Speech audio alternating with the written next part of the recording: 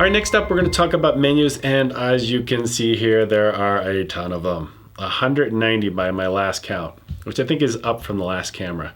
So what I want you to do is go to the mode dial and put it in the M position, not movie, but M as in manual. And I want to kind of guide you through a few tips to help navigate through these 190 items. That doesn't even include the sub menus. There's even more. Let's start off like on page 1 of the tab 1, and you're going to see these icons on the left hand side of like where it says file format. It's kind of like a little mountain range. That's their icon for a stills related item.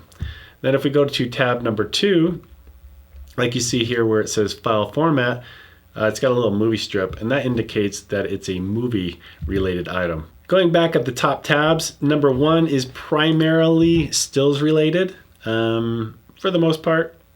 2 is again primarily movie related. Now they've moved things around a lot compared to the last camera. When I was laying out this course and finding out where everything was and comparing it to the last course, like, whoa, they moved this here and they moved that over there. So they're trying. Sony is definitely trying to make their menus better. Moving on to this Earth or global type tab, that is basically networking and setting up Wi-Fi and stuff like that. The play is playback, obviously, and then this kind of toolbox is the setup, or I guess you could say like the utility area, where you kind of set things maybe once and you don't come back to it that often. And the last one is star, as we talked about already, is my menu. For the most part, when you're navigating around the menu, let's say if I go up to here and I want to change, like for instance, drive speed, then I get out of the menu and I'm shooting videos and stuff like that, and then I come back into the menu, you'll end up in the same spot you were before, except on one exception. And this, I wish they wouldn't do it this way, but if I were to hit the play button right now and then I hit the menu button, you'll end up in the playback menu, because it's thinking, hey, you were just in the play area, you must want to do stuff about playback. But that's usually not the case for me, and this is very frustrating. So if you want to get around this, if all you have to do is when you hit the menu button, let's say you want to change the JPEG quality, for instance. So you go in there and you make it extra fine, and then you hit the play button. Now you want to get back to the extra fine. Don't hit the menu button at this point. Just go back into like your acquisition mode and then hit the menu button, and then you'll end up in the JPEG rather than the playback menu. And the last tip I'll give you is when you hit a grayed out area, like for instance, we're still in the M manual mode on the dial. So you're going to see some of these things are not selectable. And if I try to select them, it's going to say, hey, you can't do this in manual exposure mode. It's kind of like saying, hey, instead of doing that, you need to go to movie, and then you'll be able to select it. All right, so let's get started. The first one on page 1 of 14, tab number 1 is file format. You're going to be saying, well, Dave, this is stills related. It is. I just want to kind of glance over these items really quickly and just give you a quick recommendation. For instance, if you're creating a time lapse, you cannot do it in the camera like I've talked about before. You'll have to do it in your computer. And when you do it in your computer and you choose something like RAW, things are going to slow down a lot. The file sizes are a lot bigger. The workflow is a lot larger. So you just might want to think twice about using a RAW format versus JPEG when you're creating thousands of images that you're going to make a time lapse out of. Next one is compressed versus uncompressed. I've run tests on this where I've shot a very heavily backlit object, as you can see here in this test that I run. I've run this several times. I'm no expert on the compressed versus uncompressed debate. I know there's some other guys out there that have seen a minute difference, and when I say minute, you have to zoom all the way in to like all the 42 megapixels of this camera to be able to see this. When you're shooting videos, I doubt you'll ever see this, even if you like try to zoom in a bit.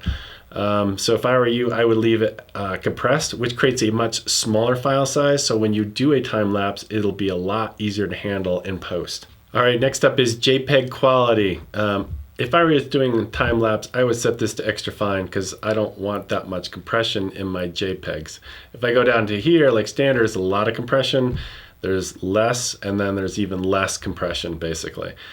That creates a larger file size, but if you want to decrease that, you can go to here, which actually changes the resolution, not the compression, but the resolution of the file. Now I've got an APS-C or a crop lens on the camera right now, so you're not seeing 42 megapixels right now. In fact, let's go ahead and swap that out so you can see that. All right, now that we have full frame glass on the camera, we can now see 42 megapixels, and we've got 18 and 11. Depending on your aspect ratio that you're shooting on, which is we're gonna come up to next, I would probably stay away from 11 meg, because if you're shooting 11 meg at a certain aspect ratio, now you're getting close to 4K recording.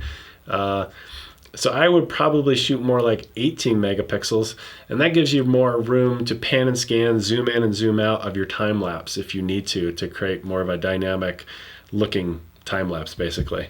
So going down to aspect ratio, so if you're really confident and you know exactly your framing and that's the way you want it, so you've picked your compression, you've picked your resolution. Here it's like you're basically throwing out information if you choose 16:9.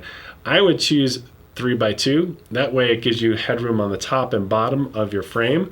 And so if you need to pan and scan up and down the image or kind of like create a tilting type motion in your time lapse, you have that option.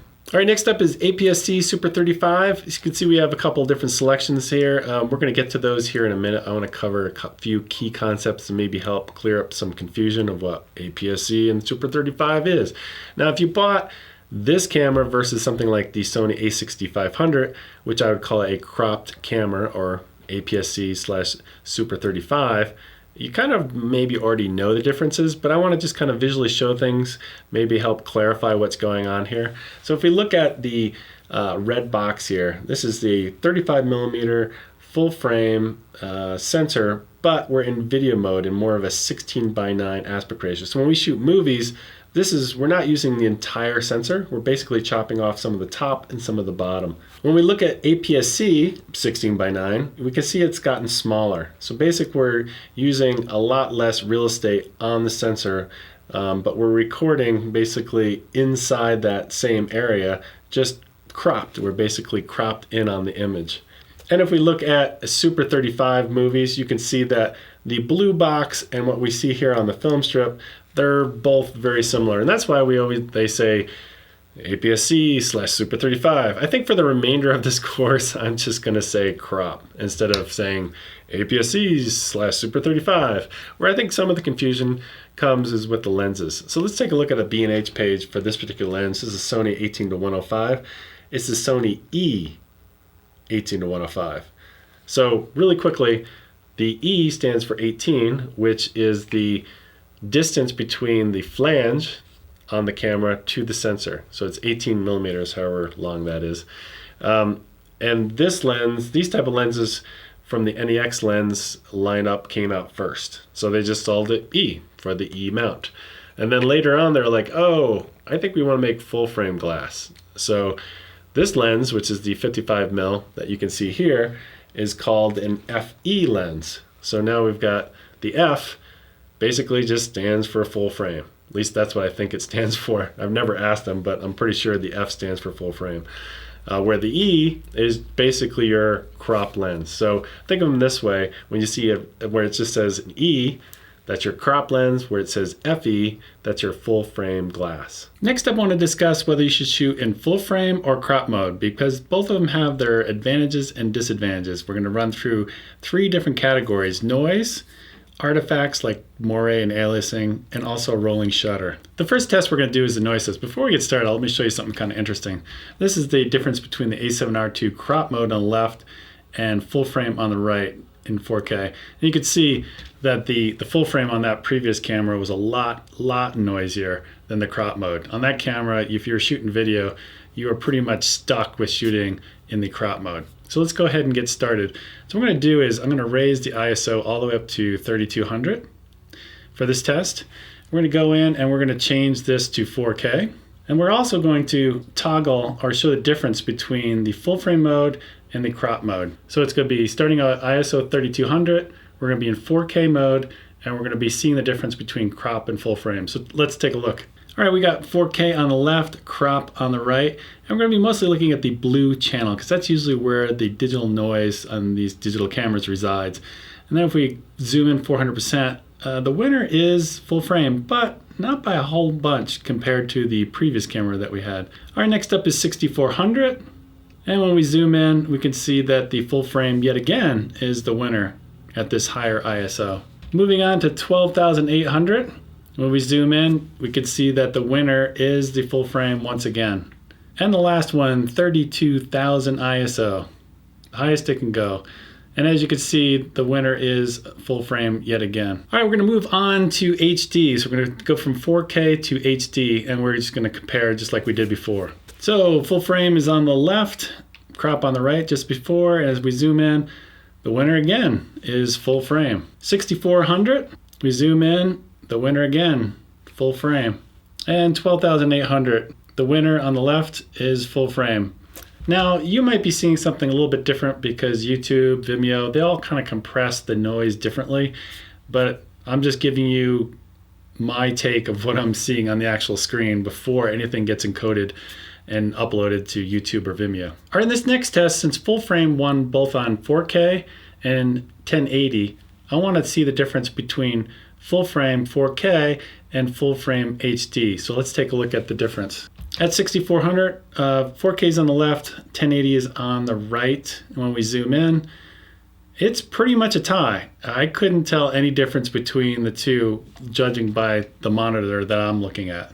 So a couple of conclusions we can draw from these noise tests. The first one, use full frame over crop at really high ISOs, like 3200 and above. And the second thing is, there's really not much difference between 1080 and 4K when it comes to noise. They're pretty much equal. It's kind of a tie. All right, next up, let's talk about aliasing and moire. They're basically artifacts that kind of ruin your image. Before we start doing that, I want to talk about how video is created from the sensor. So let's take a look. All right, what we're looking at here is a 4K image. We have almost 4,000 pixels wide by about 2,200 pixels tall. When we're actually shooting in crop mode on this camera, not full frame, we're actually shooting at 5,168 pixels wide by 2907 tall. So basically that means we're doing a full pixel readout in crop mode. We're basically oversampling. So we're basically taking a 5K image and bringing it down to 4K. Now, oversampling can be great in terms of increasing detail, but it can still give you artifacts. Now let's take a look at the full frame mode. Now we've got a lot more pixels. We've got almost 8,000 pixels wide by about 4,500 pixels tall. What happens here in the full frame mode is we've got to throw out pixels, or what I think is commonly referred to as pixel binning. Now, I haven't talked to the Sony engineers yet about this camera, but I think oversampling and pixel binning are terms that they use actually when I've talked to them about other Sony cameras. So I'm pretty confident this is the right terminology. But basically what's happening is we're throwing out pixels in full frame mode. So basically what that means is you're going to be getting more aliasing and moire artifacts. So in theory, crop mode should have less artifacts than full frame. So demonstrating this aliasing and moire is a little bit complicated. The first thing I want to say is you need to really watch this natively at 1080. So if you're watching this on an iPhone, it's not going to work. I might be seeing no aliasing, but you might be seeing it on your iPhone because the iPhone is taking that 1080 signal and bringing it down. If you're watching this, let's say on a 5K iMac display or something like that, make sure you watch it in a 1080 window of your monitor. Don't make it full frame because then you're going to see different things as well. Now I've run a lot of different tests with like suits and charts, and I've looked at rooftops, shingles, I've looked at power lines, I've looked at more architecture, I've looked at even more charts, but I'm going to try to make this as simple as possible for demonstration purposes, and I've actually found that this lens actually works quite well. And you actually might be seeing some aliasing and moire right now on this, all these really tight pattern ridges on the lens. And I am shooting this course with the A6500 because I'm usually demonstrating with the A7R3. The A6500 oversamples a 6K signal down to 4K, whereas the A7R3 goes from 5K down to 4K. So the A6500 typically will have a bit more aliasing, and you've probably seen that in my shirt sometimes, especially that green shirt in the first video that I did. And also you're probably seeing it right here as I move this back and forth. So let's go ahead and take a look at some tests with just this lens, because I think this is simplifies things a lot instead of looking at some fancy charts and stuff like that. All right, we got full frame 4K on the left, crop 4K on the right. And as you can see, I'm moving the camera around a little bit just to make those patterns come out from the lens so you can see the moire patterns. And as you can see, the full frame is on the left much worse than what we have going on the right with crop. Crop actually looks pretty decent. It looks pretty good. Now when we still at this 6-foot distance, I've zoomed in 2x in post to kind of simulate a 4K timeline. And I would say the winner here on a 4K timeline is the crop mode in 4K. Now we've moved in 2 feet closer, 4-foot distance. And I would say the winner here on a 1080 timeline is the crop 4K. And then when we zoom in 2x in post and simulate a 4K timeline, the winner here is very obvious. It's nice and clean, hardly any artifacts, is the crop. Okay, some 4K moire conclusions. Number one, distance and zoom matters. At distance, you can move that way, or you can actually move by zooming, and they have the same exact result. So if you're getting some moire, sometimes you just have to move a couple of feet and you can get rid of it. Number two, crop mode has less artifacts than full frame. Number three, best results, 4K crop on a 4K timeline will give you the least amount of artifacts in the image. And number four, you can get artifacts in both full frame or crop. You just have to be careful when you have some fine detail like this or somebody's clothing. All right, now we're shooting 1080. Full frame on the left, crop on the right, 6-foot distance. And you can see they're both pretty bad. You can see a lot of that moire patterns developing on the lens barrel. Now when we move into a 4-foot distance, they've improved. I mean, you're still seeing a little bit of it, but it's more of a shimmering and not so much a distinct moire pattern that we've seen before. So just by moving in a couple of feet, we've eliminated quite a bit of this. All right, so what happens when you're shooting for slow motion? So what we got here, both are on full frame, both are 1080. The left is 60p, the right is 120p at a 4-foot distance. You can see they're both about the same. I don't see a whole bunch of patterns here, but you can see that the actual detail is gone way down. So because the image is softer when you shoot at 60 and 120p, we've lost some of that fine detail right there. So some of the moire has just kind of disappeared because it's gotten softer. All right, we're gonna do the same test we did before, but this time we're doing it in crop mode. And it's actually gotten a little bit worse. And the reason it's gotten worse is we've actually punched into the image a little bit and we're seeing a little bit more finer detail, and we can actually see more of that artifacts happening.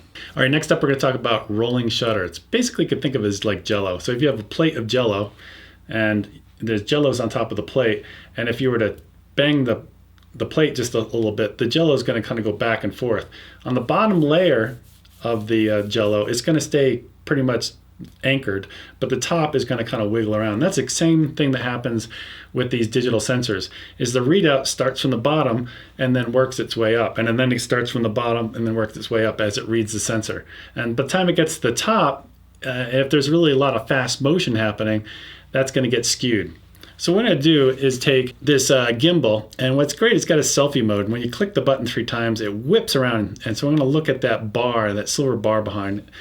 What's great about this test is I can repeat that same exact speed each time. So here is 1080 crop. I don't know if you saw it, but it went by pretty quick, that silver bar. Watch again, there's full frame, 1080. Let's go ahead and you'll see it here, 4K crop. You see how it bent right there? And 4K full frame, you'll see it really bend. So let's take a look at the differences. So right here, we've got the full frame on the left, crop on the right. And when I put them together, they kind of match up really close when you're at 1080. So when you're shooting 1080, there's not that much difference between crop and full frame. They both bend quite a bit, but not a ton compared to what we're going to see next. All right, next up is 4K. And as you can see, full frame is a bit worse here than the crop, because crop doesn't bend as much. And then if you're to compare 4K on the left to 1080 on the right, yeah, you can definitely see that there's a big difference on which one bends more. For the conclusion here on rolling shutter, use crop rather than full frame. And then the second thing is use 1080 rather than 4K. So final conclusions, whether you should shoot crop or full frame, these tests that we've just run. The first one is use full frame at high ISOs if you want less noise. The second thing is use crop 1080 for fast action. So if you're really whip panning the camera around or you've got a lot of action scene, put it in crop mode, put it in 1080. Number 3, full frame, 1080 and 4K for a 1080 timeline will give you the least amount of artifacts. So if you're shooting like a CEO with a CEO's jacket on that has a very tight-knit pattern and you don't want to get any sort of artifacts and you're publishing to a 1080 timeline, use full frame, whether you're shooting in 1080 or 4K. Number 4, use crop 4K if you're going to be publishing to a 4K timeline. And the 5th one, use full frame for slow motion like 60p or 120p to get the least amount of artifacts like those moire patterns that we were seeing. All right, moving back to the menu, we have 2 options. This top option is auto or manual. So basically if I take this is a crop lens now, it's 18-105, and I put on a full frame body. If I set this to auto, that means it's gonna say, the camera's gonna say, yeah, I know what lens that is, it's a crop lens. I'm gonna put myself into crop mode, everything's good. And if we go out of here, you can see, yep, sure enough, it fills the entire frame basically.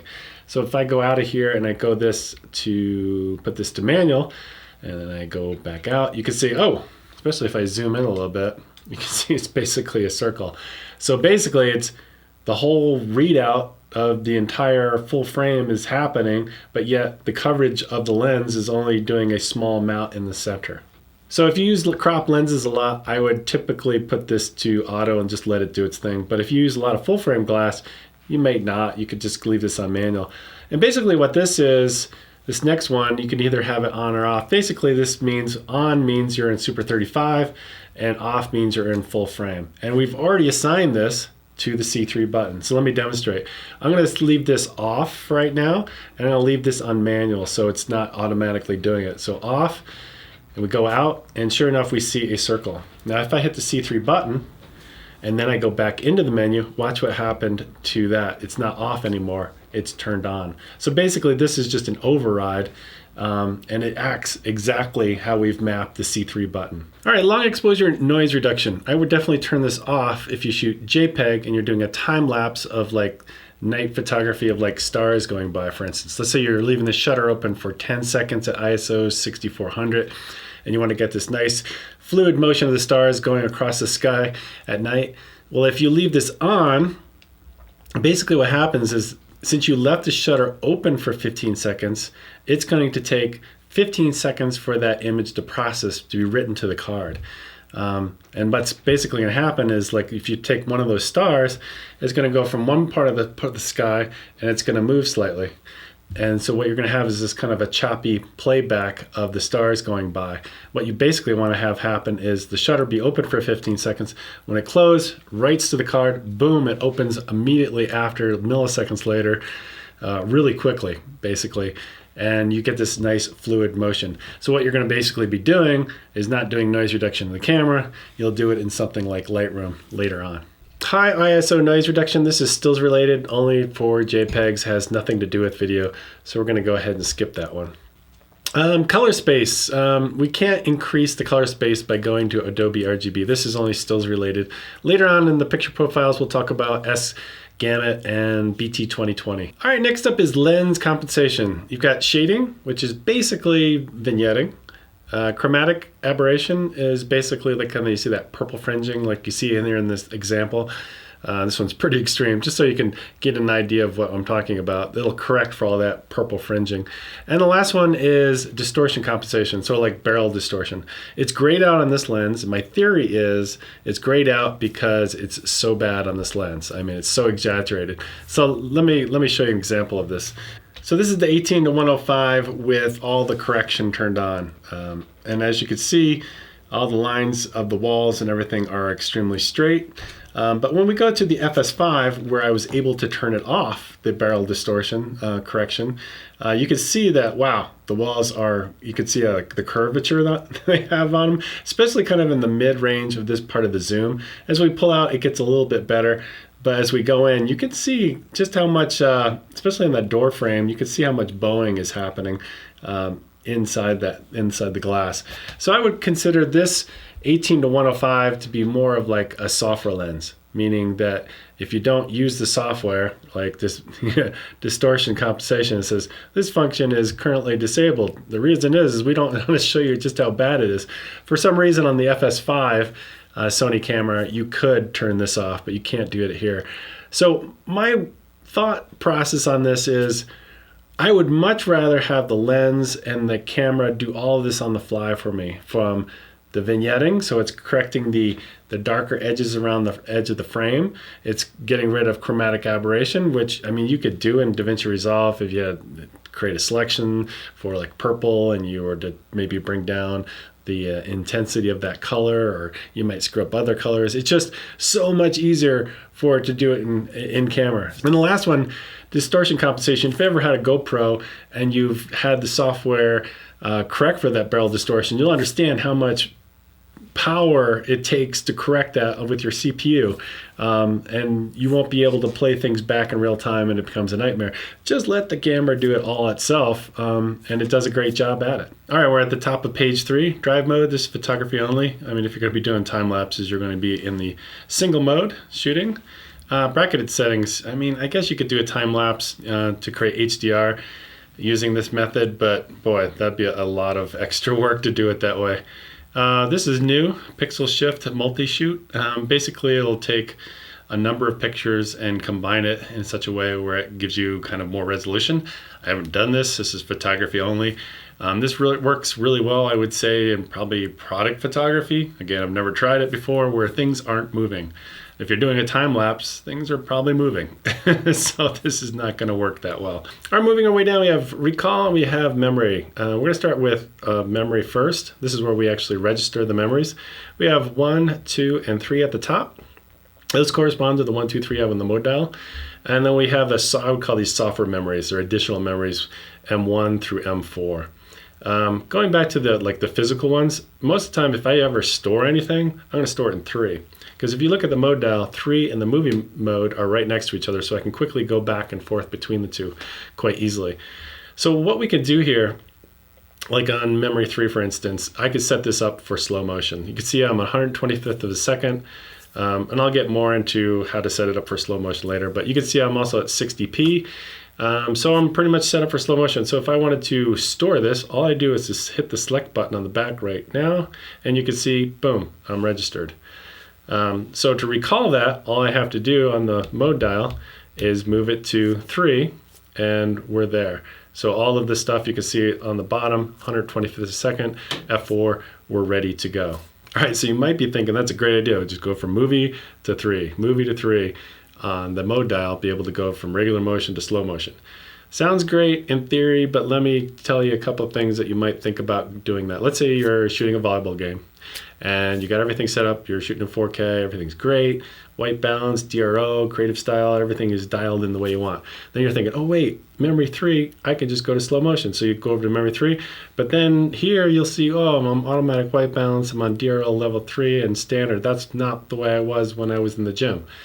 Or, you know, when I'm shooting in the gym and all of a sudden everything's screwed up, and it's actually take you more time to recreate like the white balance and all that other stuff.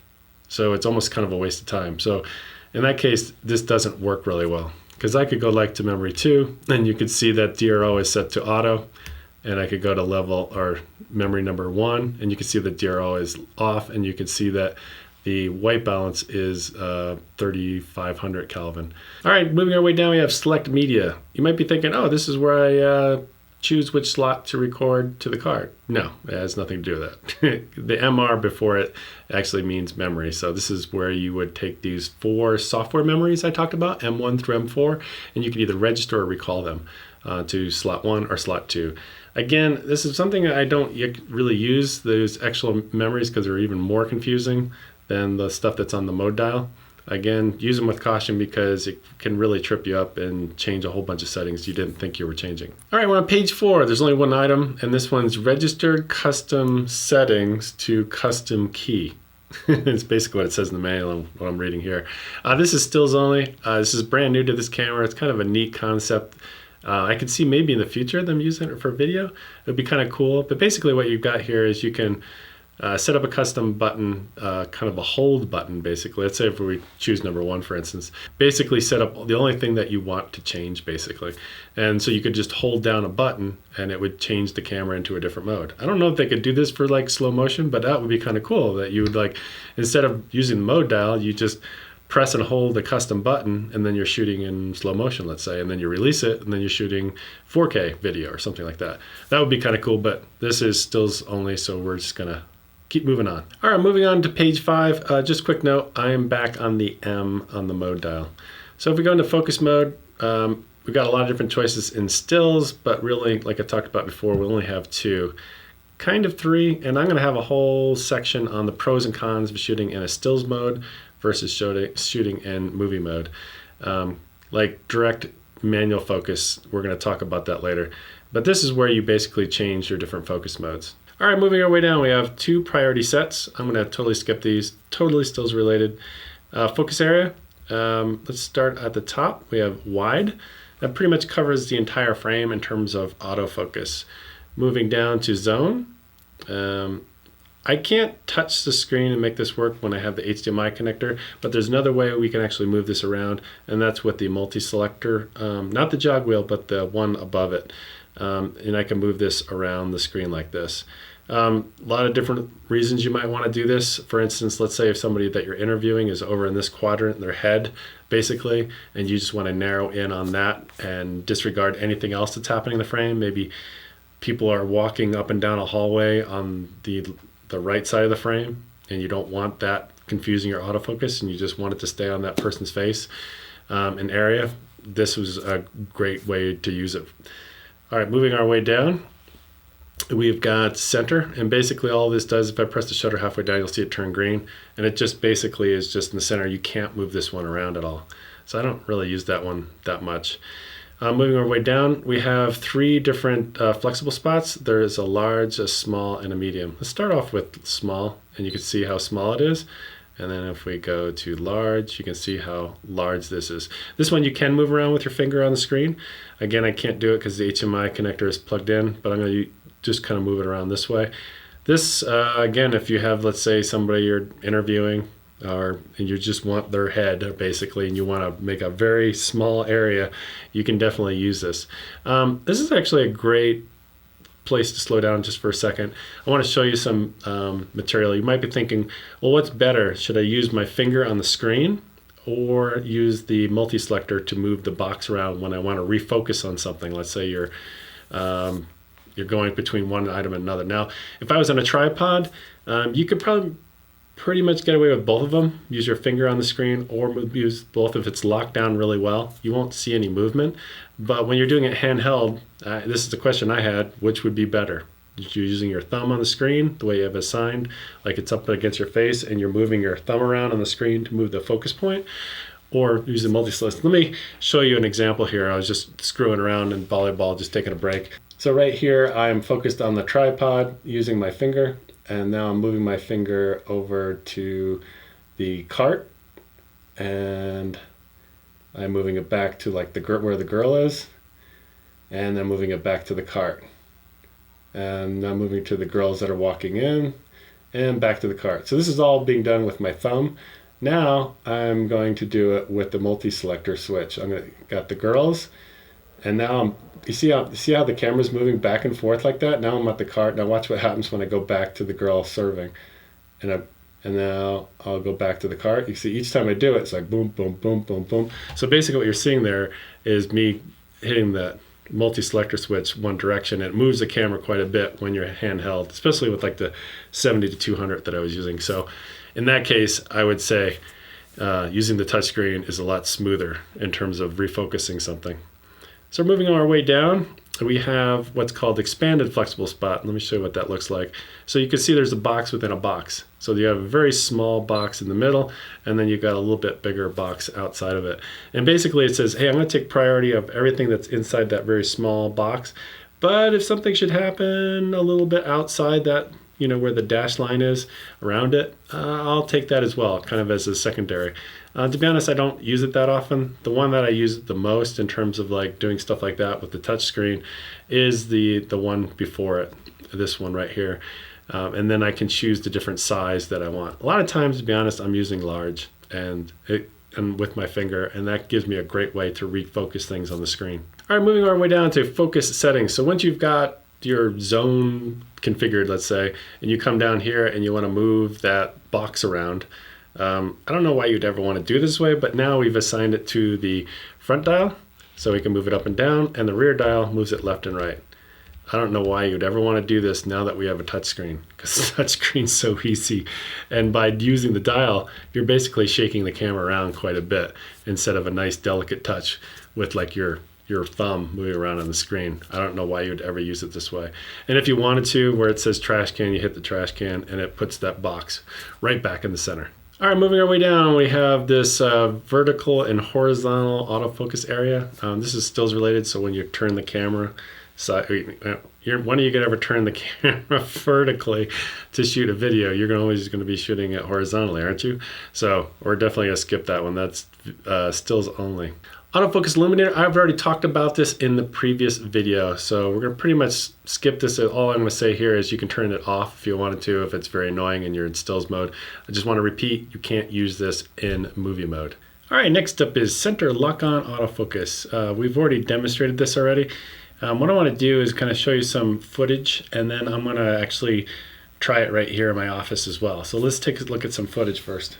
So here you can see I'm locking on to a volleyball player with a white jersey. And I was kind of interested to see if it tracks just that one player, but as you can see, it tracks multiple players, but it's actually not tracking the other jerseys, the different color. And you can see it's kind of staying away from it. And when they step out of the frame, it's looking for something with like a white jersey. So you can see it's trying different things on this one. Here I'm tracking again, trying to track that particular person. And you can see it just gets all sorts of confused. So it just doesn't really work all that well for really fast moving objects like volleyball players, let alone like trying to track a volleyball and tracking the volleyball. It's just not fast enough. All right, so now we've got center locked on to me. So let's give this a try in case you wanted to use this for an interview. A lot of times what'll happen is if you have face detection turned on, you'll lose it when the person's head's behind and it'll focus in on the back wall. But as you can tell by my head, it's locked onto my head, which is good. Again, it doesn't respond super fast, but as you can see, it's figuring it out to me. Let's walk out here. And it lost me. Let me step out of the frame. And let's see if it can remember me. And it did. That's pretty good. So if you're looking to do like an interview and the person, you lose their face a lot, especially if you're doing it like on the rule of thirds. Let's say if you've got their eyes on the rule of thirds here, what you don't want to do is have it go to that back wall when they turn around, because that'll happen a lot of times. It'll just focus on the back wall instead of the back of their head. All right, to compare center lock on, we're going to go to set, face, priority, and autofocus. And basically what this does is puts a box around the face. I'll demonstrate that here in a second. You can just basically turn this on or off, and basically what it's going to do is give priority to faces. It might already be focusing on the nearest object, which might be somebody's face, but this one like is tenacious. It'll find any face you've got in there and it'll track up to like 8 of them.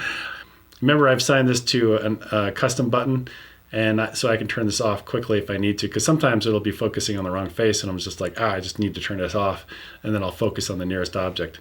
So going back into the menu, the next one down is face detect frame display. Basically, it's showing you the box around the person's face, and it has different colors, and we're going to get more into that later, but you can turn this off if you want to. I like to leave it on because I want to know which face it's focusing on. So let's go ahead and demonstrate this now. You can see there's a white box around my face, and is the algorithm, the processor speed, whatever you want to call it, that's in the version 3 of this camera compared to the version 2 is just night and day. One of the best examples I can demonstrate to you is watch what happens when I start turning my face and I'm going to lose one of my eyes. That box is going to stay on my face the whole entire way, like all the way to a profile like this. And then when I come back, it's still got me. Now compare that to the A7R2, and as I turn my face, you're gonna see that it's gonna lose the box, and it might even like focus on the background. So what happens is, if it loses autofocus, even if there's something close, it's gonna go focus on that light switch, which is in the center of the frame. So watch what happens. I'm gonna lose my face, I'll lose a lot of me in the frame, and then it goes to the light switch. If I bring my hand in, you'll see that it's not picking up my hand. At least not yet. It might after a while, but if it detects a face, it's like, bam, priority face, big time. So that part works really well. Another thing that they seem to have fixed is a lot of times when you do an interview, especially at like we're shooting at f1.8, the depth of field probably at this distance, I would guess it's probably about that thick. And we'll get more into calculating that later, but it's really thin. So if I would just move just a little bit, I'd be out of focus. But as you can see, it's doing a fantastic job tracking me and doing all that. Right now I'm on the tracking sensitivity is fast, and the drive speed I believe is fast. So fast and responsive actually. One of the things that the A7R2 did and some of the other previous cameras, especially if you're shooting at 1.8 and you're auto face detection like this, is like in the blinds over there, you see the highlights that are coming down the blinds, you would see them pulsate. There'd be like a little bit in the background, there'd be like pulsating, and that would be very distracting. But they seem to have figured that out as well, because it's locking on my face, even though I'm moving small amounts and that lens is constantly working, it's not pulsating the background. If somebody tries to adjust their glasses, and if you see, I can see I'm taking one of my eyes away like I was playing with my glasses, you can see it's still locked on. On the A7R2, if I would have done that, it would have lost my face and might have gone to the background. So that would be definitely something to worry about. If somebody like, you know, rubs their nose like this, on the A7R2, again, it would have lost the face and might have gone to the background, which might have just totally ruined your shot. So the algorithm has definitely gotten better. Also, as we get closer to the edge of the frame, the A7R2 would never get this close to the edge of the frame. See, right, I lose that one eye right about there. So it's doing a fantastic job there. I'm actually going to try this in real life in a real interview tomorrow, because I've been playing with this for like the last half hour before I even started recording this, and it's been working just fantastic. I've been reviewing the footage. I might try this in a real interview tomorrow. It really shall depth of field, and I will report back to you how it went. Okay, this is me a couple of weeks later after I recorded this, and I've shot several more interviews, and I did run into one instance where her hands got in the way. You can see, boom, it just lost the autofocus right there, and then it's gonna snap back in. Basically what I did in this interview is I just told her, I said, if you're gonna talk with your hands, let's do a second take. Just keep your hands a little bit lower. And when she did that, I didn't have any problems after that. All right, next one is autofocus track sensitivity. All I say here is don't get this confused with the other two that are meant for movies. This one is just changing the track sensitivity of your autofocus for stills only. All right, next one is AF system. It's grayed out. This is stills only, so we're just gonna go ahead and skip it, but it basically deals with 8-mount lenses. AF with shutter. This is photography only. If you have it on, basically when you press the shutter halfway down, it'll lock on, and then when you turn it off, you press the shutter halfway down, it won't try to acquire focus basically. In terms of movies, I've tried it. Even when you turn it off, it will still acquire focus when you press the shutter halfway down. All right, now we're on page 7. It's got pre-autofocus. This is stills related only. Going to skip it. This is only for stills, only for stills, only for stills. Then we get to this one, autofocus area auto clear. So let me demonstrate what this is. You see it doesn't have an icon next to it saying, hey, it's a stills related item. So we'll test this out really quick. I'm in M as in manual mode, not movie mode on the dial. And I'm in autofocus single. And I press the shutter halfway down. And I'm still holding the shutter halfway down with my finger. You can see all those green points are still there. Now if I go into the menu here and I turn this on, watch what happens. Still holding, and about a half second later, it disappears. Even though I'm still holding it, the green items disappear. So if we go into the movie mode and we press the shutter halfway down, you can see those green items are appearing, and I'm still holding the shutter and they're still there, and they're still there. So let's go ahead and change it to the other selection just to make sure nothing else is going on. Press the shutter halfway down, still there, still there, Still there. It hasn't gone away after half a second. So, you know, this is where Sony could still work on their menus. There's no way this could be a movie-related item. I'm in movie mode and it's not clearing things out. So this should have a icon next to it, if you ask me. All right, moving our way down, we have display continuous autofocus area. It doesn't have an icon next to it again, saying it's still related, but I'm pretty sure it is. So let me demonstrate really quickly. So if this is turned on and I'm in a stills mode, like M, and I press the shutter halfway down, you can see those dancing green dots. It tells you what's being focused upon, which is great. If I go back in, I turn this off, press the shutter halfway down, they're all gone. So if I go back, turn this on, and I go to movie mode, press the shutter halfway down, I see the green squares, but I can go in and turn this off, and I still see the green squares. So this is totally not a movie item, so I'm not sure why there's not an icon there for stills only. On the top of page 8, we got phase detect area. This is stills only. If you turn this on, basically you can see there's a box. See the box right there? It's showing you the phase detection area. When you're in movie mode, you're not going to see this at all. AF micro adjust. I don't have any A mount lenses with certain adapters from Sony or old Minolta lenses to really demonstrate this for you, but basically from my understanding is you can actually go in and micro adjust each individual A mount lens if it's a little bit out of whack for autofocusing. All right, at the top of page 9, we have exposure compensation. I'm gonna hit the menu button again to get out of there, and so we can see the screen. And I'm basically gonna do is take the exposure compensation dial. I'm gonna go from 0 to +2, and I'm gonna go from +2 to +3. And you can see there was no difference when I went from 2 to 3. I'm gonna go down to a -2 and go to a -3, you see no difference. But as I move it in the +2 to -2 range, you can see it's actually working. In order for make this work, you have to have ISO on auto, and you can change your exposure this way, but man, I really don't recommend it because it's such a clunky way of doing it with only a +2 to -2 exposure range. Next up, we have exposure EV comp. So basically you can have the camera reset the value of where you were in terms of compensation because it's a physical dial. So if I rotate this to +1, I turn the camera off, turn it back on again. If you have set this to reset, it's going to go back down to 0. If you set this to maintain, it's always going to respect what's on the physical dial. All right, next up is ISO, or I might call it ISO.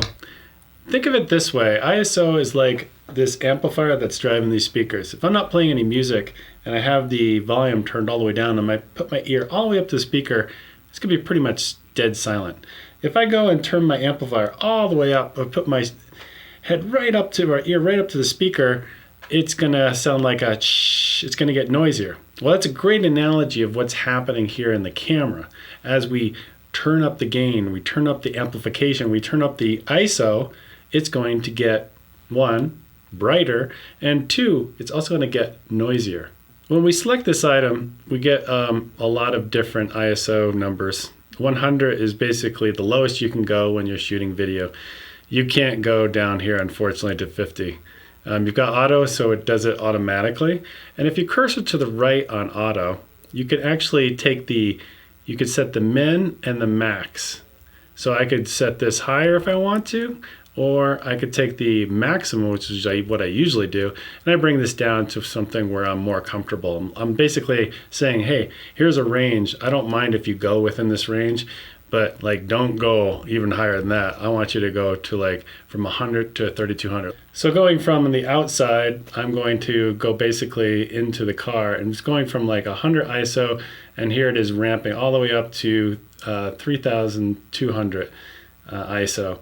And as you can see, it does a really nice smooth job in terms of going from like outside to inside. So if you're in a situation where you want to set this up to be a certain range and you know you're going to be going from like outside to inside and you want it to ramp up nice and smoothly because you can't control the camera, maybe it's on a gimbal or something like that, like in this example, using auto ISO and setting the range sometimes can work quite well. ISO auto minimum shutter speed. You can see it's grayed out. I'm in movie mode right now. If I try to select it, it says I can't because I'm in manual exposure mode. For movie mode, I've tried program, aperture priority, shutter priority, and none of them work. So you can't use this when you're shooting videos. All right, next up is metering mode.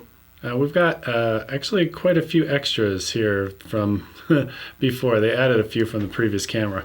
So starting at the top is multi, and I'm going to go ahead and select that one. And what I want you to do is look down towards the bottom middle. You'll see a M.M. I think that stands for metering manual. And you see the plus or minus 0.0.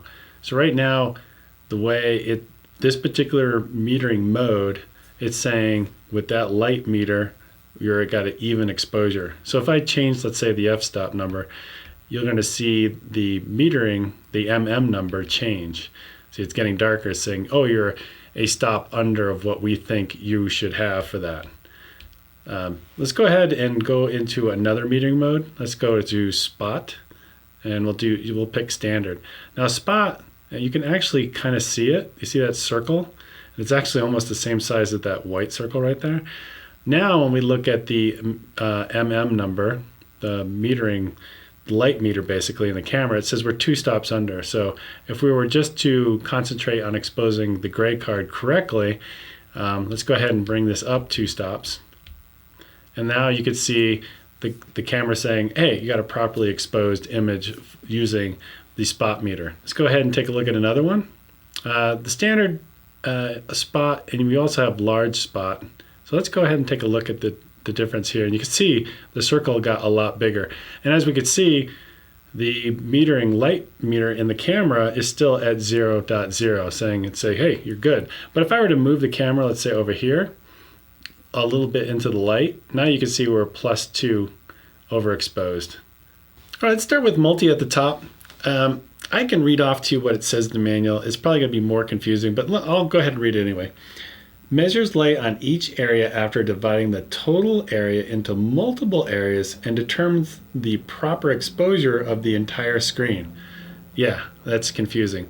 Basically what I'll tell you here is I actually leave it on multi most of the time. It does a really good job. The way to think about it is just pick one basically. Either it's this one or maybe like entire average screen. Pick one of these two basically and just live with it and understand what it does. If you're one of those type of people that look at that MM number on the bottom, like right now it says I'm a 1.7 stops overexposed when it looks at like that entire frame. So let's go ahead and look at some more. This one's called center. I'm going to guess that it's pretty much looking at the center frame. We can see it's properly exposed, just like we did with the spot metering. Let's go take a look at another one. The spot we've already done. Here's the entire screen. So I'm going to guess it's going to be very similar. It's a little bit different. It's 1.3 stops over, where the other one was 1.7 stops over. So you can kind of get an idea of what it's looking at in the frame. I mean, I can read it to entire screen average, measures the average brightness of the entire screen. The exposure will be stable even if the composition or the position of the subject changes. And the last one we're going to talk about is highlight. Let's go ahead and select it and see what it does. And as you can see, it's way overexposed. Let me read it to you. This one kind of makes sense. Measures the brightness while emphasizing the highlighted area on the screen. This mode is suitable for shooting the subject while avoiding overexposure. So the way I see this is it's kind of looking at the brightest part of the screen, like, you know, because there's actually snow in the background behind those blinds, and it's really overpowering. It's basically kind of like zebras. If I were to pick one or two, I would probably pick either this one or multi and just stick with it and understand what it does, and just don't go back and forth because it'll probably confuse you. And the situations like where you just want to expose a gray card, then I would go to either center, or I would go to the spot, like large in this case, and then you could line it up and then you can say, oh, I got properly exposed image. All right, next up is face priority in Multimeter. The best way to describe this is to show it to you. So what I do is turn this on. So basically when it detects a face, it's going to adjust the exposure when you're in Multimeter, that first metering mode that we talked about already. And you see the light meter, it says 0.0. It's saying, hey, this is properly exposed. And in Lightroom, what I did is I brought this face down a stop. As you can see, it's pretty close. It's a -0.7, like 2/3 of a stop lower. So it's looking at the light value, or the light meter value, inside the square of the detected face. So now the big question is, can you use this in movie mode? So I'm going to go ahead and press record. Remember, this is 0.7, or there it is, a -1, and this one is properly exposed. So I'm going to hit record. And as you can see, these are identical. So I've got this turned on, but when I get the framing lined up just perfectly, they're both exactly the same. So unfortunately, this particular feature does not work in movie mode. All right, next up on page 10 is spot metering point. There's center and focus point link. Let's start with center, and I'll demonstrate it, and I'll show you kind of what it does. I'm going to actually move the expanded flexible spot kind of out of the way here a little bit so you can see this. You see the black circle? It's kind of lining up with the white circle. And you can see our light meter is saying 0.0. It's basically I'm in spot metering mode and I'm on auto ISO to make this work right here. So what we're going to do is I'm going to move this camera, I'm going to reframe basically over to that light area. You can see that it's changed the exposure on me. I'm going to move it back. There we go. Let me move this so it doesn't keep breathing. Yeah, let me put it right there. Okay. So what I'm going to do is change this to focus point link. So I'm basically linking the focus point with the spot metering. So now when we go in, I'm going to move this up to the center. And you can see our light meter says we're at 0.0. And if I move it over to the side, sure enough, it not only focuses, but it adjusts the exposure. So where would you use this? Obviously, if you're using the multi-selector like I am, that's kind of cumbersome. But you can, remember, use your finger on the touchscreen and slide it back and forth. The only real example I could think of doing, I've never done this, but here's an example. I've seen this many times where you've got a frame shot. The person is locked off the tripod, so we're not reframing by moving the camera. We're basically just locking the shot off, and you've got a presenter behind a podium. And a lot of times what you'll see is them doing a PowerPoint, and the screen will be right next to them. And they just can't help themselves. They always leave the podium, they go to the screen, and they point to something. Well, you want to track focus of the person, but you also want to change the exposure. So what you could do is you link the two, like we have here, and then you would just use your finger. If you were the camera operator, you keep the framing the same, but you just drag your finger back and forth to follow the person. So when he goes to the podium, you bring him to the podium, you release. Oh, he's walking to the screen. You follow him to the screen, and it readjusts the exposure that way, and it keeps focus on him as well. Just an example. I don't know if that's a great example or not, but that's the only thing I can think of that you would ever use this in movie mode. Exposure step. I don't know why you'd ever want to limit the amount of control you have, but if you wanted to, you could bring this to a half a stop instead of a third of a stop. So let's go ahead and pick it. So now when you change your shutter speed or aperture, watch. I'm going up, and you can see it's going up in very large increments as I move the dial. As the same as with the shutter speed, it moves at very large increments. I would leave this at a third of a stop, and so you have much finer control when you change the aperture and the shutter speed. Exposure lock with shutter, that's stills only, so we're going to skip it. Exposure standard adjust. So basically it says this function adjusts the standard of the optimum exposure. Generally, adjustment's not necessary. You want to adjust it? I'm not going to go into it and adjust it, but basically from my understand is, let me give you a best example I can think of. A lot of times when I compare two cameras in my camera reviews for YouTube, a lot of the time they're going to be off ever so slightly in terms of exposure. Even though I got the ISO, the shutter speed, I'm using the exact same lens, but they always look slightly different. Here is a possibility you could go in and actually change it ever so slightly and match up two cameras. So if you're doing like an interview, two camera interview, and they're not quite matching up, maybe you go in here and make the adjustment. So when you got them on the exact same settings, they'll always come out exactly the same way in terms of exposure. All right, moving on to page 11, we can actually skip all of these. These are all stills related. Can't do anything with these for video. All right, page 12 of 14 is white balance. I'm gonna have a whole chapter on this. I don't want to spend too much time on it. The only thing I'm gonna say is, instead of deep diving into the menu to try to find this location, what I'd rather you do is go create a custom button like I did. I put it on the right side of the jog wheel to access the white balance quickly. Priority set and automatic white balance. We're going to flip around here. We got ambi, and that stands for ambient. Prioritizes the color tone of the light source when you want to produce warmer atmosphere. What I did with this color checker that's on the table, I isolated it within Resolve, and what you can see on the waveform is a resulting waveform of just that white patch. And you can see the red channel is very raised, meaning it's very warm basically. All right, now we're going to go from white to standard and then back to white. And as you can see on the waveform, the red, the green, and the blue channel are very close together. They're very matched, meaning what we have, that white patch on the table is very, very neutral, which is very good. There's standard. You can see standards is raised. It's a bit warmer on the waveform. And then we go back to white, you can see it's very even, the RGB channel. And then you go to ambient, it's like, wow, that's really warm. So the automatic white balance on this camera has gotten a lot better. But if you want to make it a little bit warmer, use the ambi or ambient. And if you want a very clean white, definitely use the automatic white balance white.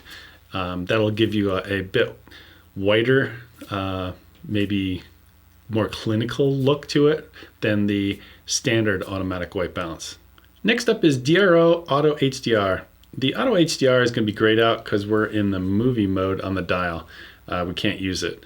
But we got two choices here. We can turn Dro off, or we can turn it on to auto, or 5 different levels of dynamic range optimization basically. So let's take a look at some examples. A great way to demonstrate this is the 41-step chart here. And what I'm going to do is I'm going to bring a waveform monitor on right here. And this is with Dro off. Now it's on. You can see a little bump between 20 and 30 IRE. Here it is off and back on again. So if we have a jacket that's kind of in that 20% IRE area, you can see there's quite a bit of difference between having it off versus on. It basically gives you more information in the shadows. But if the jacket is really, really dark, kind of below 20 IRE, and you turn it off and on like here, you're not going to notice that much of a difference. Here's another example with skin. Here's Dro off and it's pretty dark. If I turn it on, it definitely affects the skin, and it affects it in such a way that I don't really like it. So you got to be careful when you have maybe skin that's a little underexposed. All right, creative style. As you can see, I brought one of my girls' dolls up from the basement to help demonstrate up on this. I'm going to basically run through these quite quickly. I have a whole entire chapter on this later, so I don't want to spend much time on it. The only thing I want to mention here is this very powerful tool towards the bottom. There's 6 different numbers that you have. 1, 2, 3, 4, 5, 6, and you can set these up to have basically your favorites. And this is a fantastic tool. For instance, if I wanted to change from light, I could change this to, let's say, portrait. I can choose or flick between standard, neutral, and portrait. It's like, portrait doesn't look that great, so I'll go a bake-off between neutral and standard. Neutral, standard, neutral, standard. And it's like, I think I like standard better for this particular doll's plastic skin. This is a fantastic tool for when you're setting up for an interview. You have all your favorites lined up, and then you can kind of do a quick bake-off like I just did, and you can find a creative style that matches well for that person's particular skin. And then cursor over to the right, we could change the contrast. We can change the saturation, and we can also change the sharpness. Next up is picture effect. I'm just going to run through these quite quickly because they're kind of gimmicky. There's 2 ways to think about this. If you want something, let's say like posterization color, and that's the final look that you want, then go ahead and shoot that way, because you might not be able to figure out how to do that in post. But I would say the other method is probably easier, and that is to create something in camera that's very neutral, and then later on create a wild effect like some of these in post later. It gives you more flexibility. All right, next up we have picture profile. I'm going to have a whole entire chapter on this, so I'm just going to run through these quite quickly. All I'm going to say here is if you want to modify them, cursor to the right, and then you can go down to like gamma, for instance. You could change this one to S-Log3 versus S-Log2. This is a very advanced topic, and I'm going to spend a lot of time like on S-Log2 and S-Log3, which are probably the most powerful picture profiles in the camera to help you get the most dynamic range of the camera. So let me show you an example of this. So here is Creative Style Standard, what we were using before. And you can see I underexposed her face a bit, but her sweatshirt looks just fine in terms of exposure. Here her face looks good, but her sweatshirt is overexposed, it's clipped. I won't be able to get that white information back later. Here I'm shooting in picture profile S-Log2. Now her face and her sweatshirt look pretty good. And then after I've graded it, you can see her face and her sweatshirt look just fine as well. So it gives us more dynamic range. And if we were to compare what we had before with Creative Style with the face that looks good, but the sweatshirt's overexposed, versus S-Log2 on the right, where her face and her sweatshirt look great. So you get the best out of both worlds, I guess you could say, in terms of getting the most dynamic range out of the camera. Focus magnifier. We've actually already talked about this, and we've already assigned it to the C1 button. All right, next up, I'm going to cover all 4 of these at the same time. These 3 are all photography related, and this one I'm going to set to 2 seconds. So we're on the M on the mode dial, so photography mode, and I'm just going to reach for the barrel, and I'm going to let's move the box up to her eyes, and I'll get those in focus, and I'm going to release the barrel now. 1001, 1002. You can see it went back out again. Now I'm going to do the same thing. I'm going to go into movie mode. Now we're in movie mode. I'm going to do the same thing and reach for the barrel, and you can see I'm focusing, but there's no manual focus assist. None of those other type of things are working, unfortunately. So what we have to do in movie mode is hit the C1 button that we've already assigned, and then start focusing. And then what's going to happen is once I get the focus, I'm going to release the barrel now, 1001, 1002, and we can see it went back out again. So really the only thing that we've got of these 4 is the magnification time, and typically I just set this on no limit, so I have plenty of time to get the framing that I want, and then I can actually use the button on the camera, like the shutter, to zoom back out again. So if I go like this and I press the shutter halfway down, you can see now I'm back into the normal framing. All right, next up is peaking. Inside peaking, we can turn this on or off the display, but remember we've already assigned this to a button, and that's the lower button right here. So you can turn it on. You can see there's some overlay happening. I'll get to that here in just a second. Let's go back into it, and we're going to set the peaking level to high, and let's make this red so it's really obvious. And there we go. And so if you were to wanting to find contrast to focus on, you could take the barrel of your lens and find out where to focus. Now remember, if we press the C1 button, let me adjust the box a little bit up higher, and you can see where you'd be focusing on the eyes. Let's change the peaking level to like mid, and let's change this to white. And then when we zoom in, to me that's just a little bit easier to find on somebody's pupils where you need to manually focus. So that's pretty much for peaking. Peaking is a great tool when you're doing manual focus. When you're in autofocus, you won't see any of this. All right, page 14 of 14, anti-flicker shoot. That has to do with photography. I'm gonna skip that. Face registration. So we're gonna register a new face.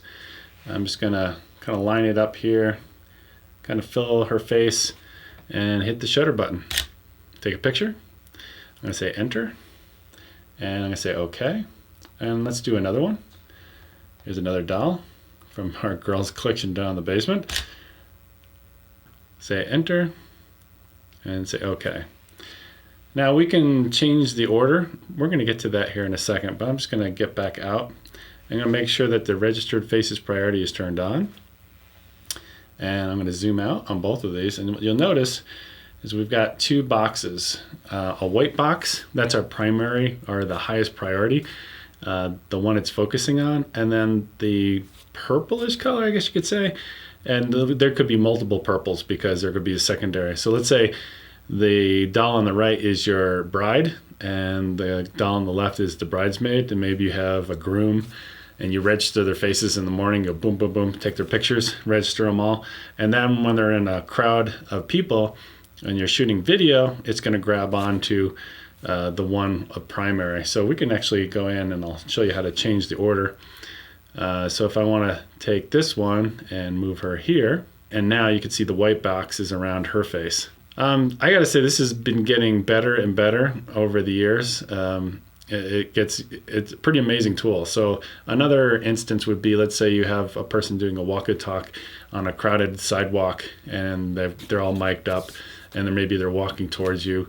and maybe you're on a gimbal, let's say, this thing works amazing. You have their face registered and other people in the crowd are moving with them on the sidewalk, just random people, and you're kind of following them, and it's going to lock onto that person's face while you're moving on the gimbal. So yeah, it's pretty powerful how this thing works. And then in here, you can just go ahead and delete all. I don't want these faces in my camera, so I'm just going to go ahead and delete them. All right, we're moving on to tab number 2. We're on page 1 of 9, exposure mode. And we already changed this in a previous video to be M. Let's go ahead and explore the other ones. So let's go and start off with shutter priority first. And what I've got here is I got the ISO set to 1600. I'll get to ISO here in a minute. But when I try to move the front or rear dial, you can see that the shutter speed number, the 1/80th, for instance, right now, red, whereas the aperture number is in white. And you can see that they're both changing as I move things around. So basically, if I were to set the shutter at 1/50th of a second, which would work really well for 4K recording, you'll see that it's saying, okay, if you're going to do that, then the camera's making the decision to put it at f/4.5. Aperture priority, kind of the opposite happens. As I move the shutter or the front dial or the rear dial around, they both move the f-stop number. And you can see that the shutter is trying to compensate for that to keep the exposure the same. The last one is program auto, where I can try to move the front or rear dial, and you can see nothing's happening. Now, you could say to yourself, well, shutter speed probably would be the best option, because if I was shooting 4K, I wouldn't want the shutter to change. I want that to stay at like a 50th of a second, but maybe the aperture might change, which is not the greatest thing, because as maybe you're panning from one lighting condition to another, the depth of field might change. Whereas if you were to have this on aperture priority, the aperture might stay constant, where your depth of field might stay constant, but the shutter speed might vary and it might create different motion blur as you're panning across a scene, for instance. The best thing to do really is just to put it in M, and if you want the camera to make some choices for you, set your shutter where you want it, set your aperture where you want it, and then on your ISO, just change this to auto. And when it's in auto, the shutter will be locked, the aperture will be locked, but it's going to change the gain or the exposure through the auto ISO, which is probably your best option. All right, on the mode dial, switch over to S&Q, and then we've got S&Q exposure mode. This is exactly what we talked about before. I would definitely recommend leaving this on M for manual exposure, and if you wanted the camera to have some control, just put it on auto ISO. I'm going to skip file format and recording setting for right now. I'm going to go down to S&Q settings, and this first top number that we have 24, 30, and 60, I'm going to kind of describe more about what this means, but think of this as what your resulting timeline will be. So if you're publishing on a 24 frames per second timeline, you'd choose 24p. Or if you were just told, this would be 24p would be more for like movies, or if you want the kind of that filmic look. 30p would be more for television. Or 60p would be like for maybe sports and high action or super realistic type of things. I mean, you can upload like your vlog, for instance, to YouTube at 60p if you want that kind of realistic look. So moving down to frame rate, you can see it says 1 frame per second, and you can see it's recording in the codec of Xavc-S HD, so it's a 1080 file, full HD. And the next number is, think of it as the quality. It's at 50 meg, and that's the highest the S&Q can do is 50 meg. And as we go and we look at more of these, it's going to get lower and lower. And as it gets lower and lower, the quality gets lower and lower. What we've got here is we're capturing 1 frame per second. So we capture a quick fraction of a second, and then another quick fraction of a second. And then when we put them all together, you can watch it back on the camera. You can see it goes really fast, like this time lapse. Now, if you were to compare this to the 4K time lapse that I captured with my remote timer, you'll notice that the 4K file looks a bit crisper, has more detail, which totally makes sense because I had set that up to record 4K basically photos, and then I just put on the timeline and had it do its thing.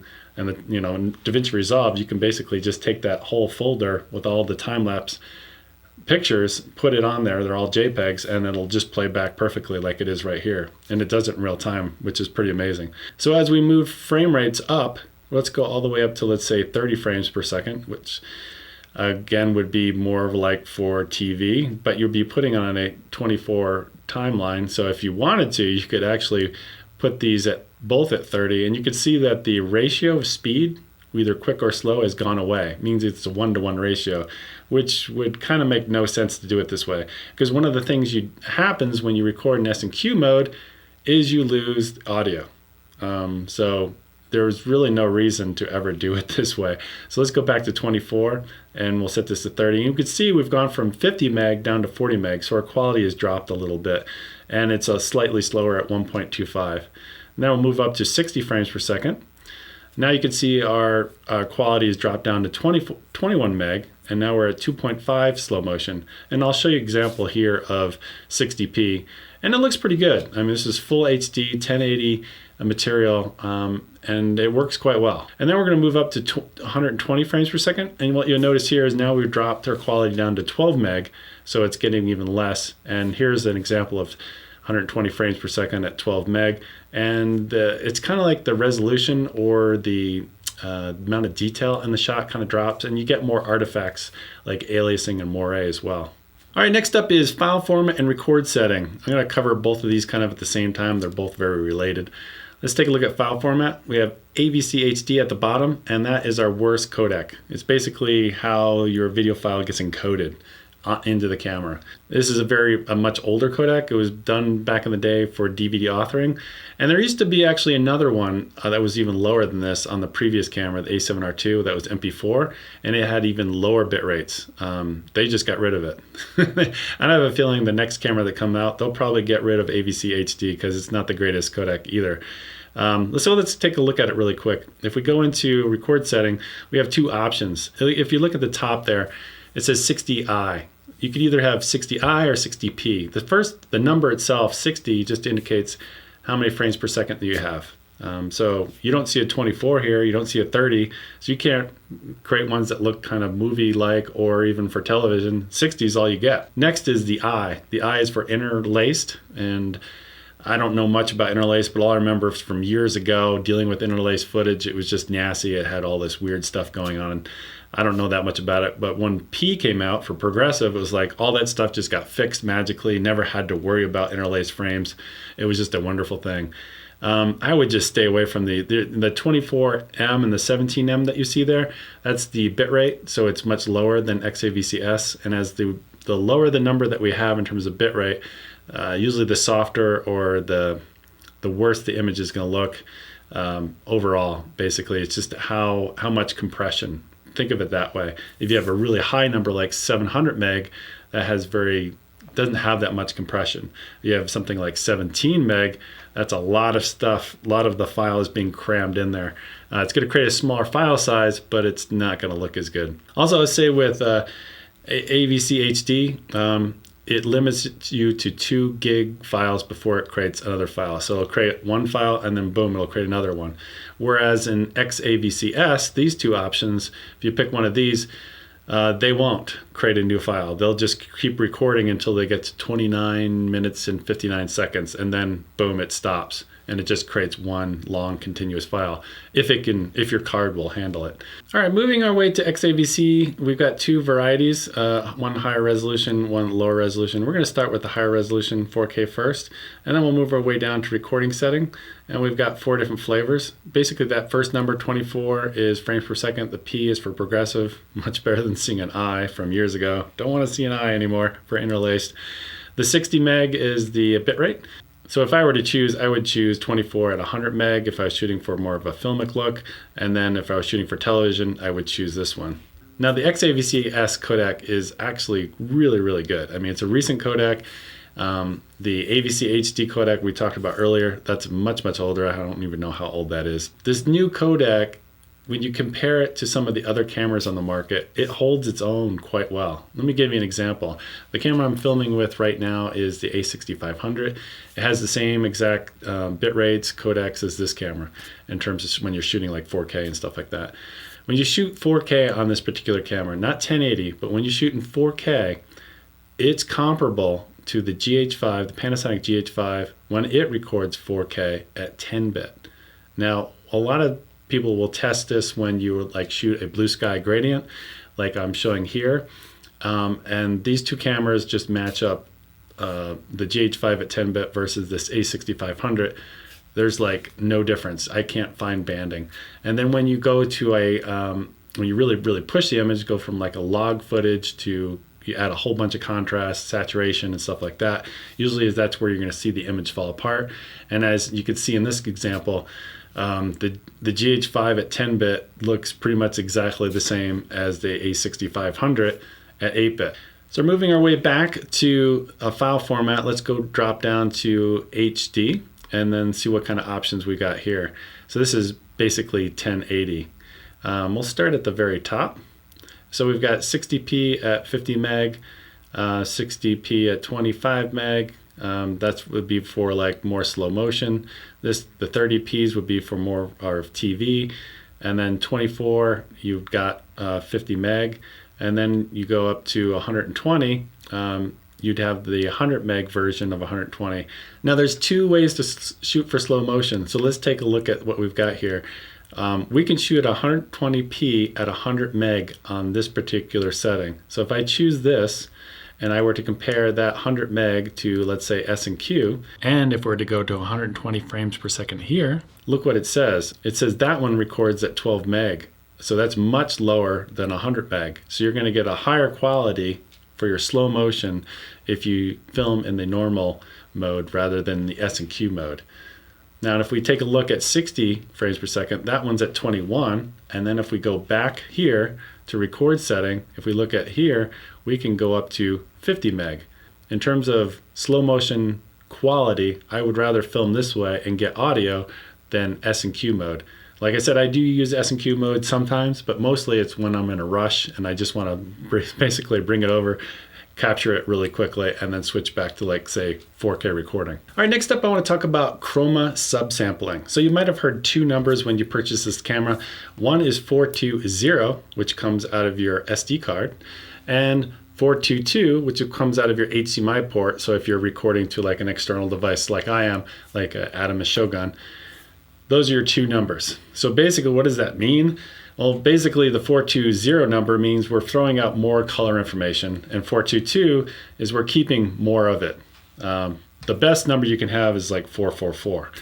I'm not going to dive too much into it. Like I said, I'm no expert on it. I didn't write the Wikipedia page on Chroma Sub Sampling, but basically what I want to tell you in a nutshell, to make this as simple as possible, and I've been testing these Sony cameras for like the last 3 years and comparing them to other cameras that shoot at much higher bit rates, that shoot at 10-bit, and that shoot at 422 color space.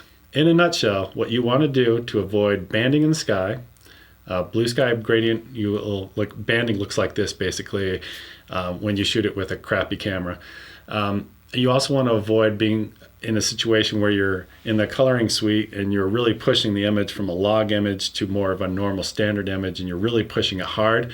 You don't want it to fall apart and get banding. And the third thing is, if you're doing a lot of green screen work, you want to be able to pull really good keys, especially if you have like this doll here with a bunch of fine hair going into the green screen. You want to be able to pull a really good key. So I'd say in a nutshell, if you want to avoid all of that, just shoot Xavc-S 4K and you don't have to worry about it. Because this camera, these Sony cameras behave just as good as 10-bit cameras at 422. I've tested a lot of different over the years, and these Sony cameras just seem to hold up. And I've published a lot of my results on YouTube. Some people try to pick it apart, but a lot of people are like, yeah, there's like no difference between the two. Now, when you shoot in 1080 on this camera, it is different. You can't push the image as far. It'll break apart.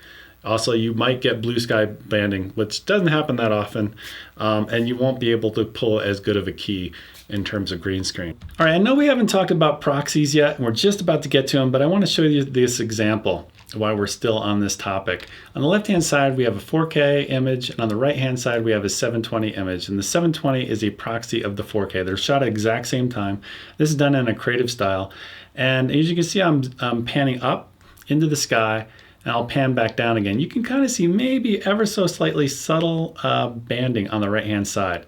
Now when we go flip over to a S-Log example of the same one, so both are being shot at the exact same time, they're both in S-Log, and I've added contrast and saturation in post.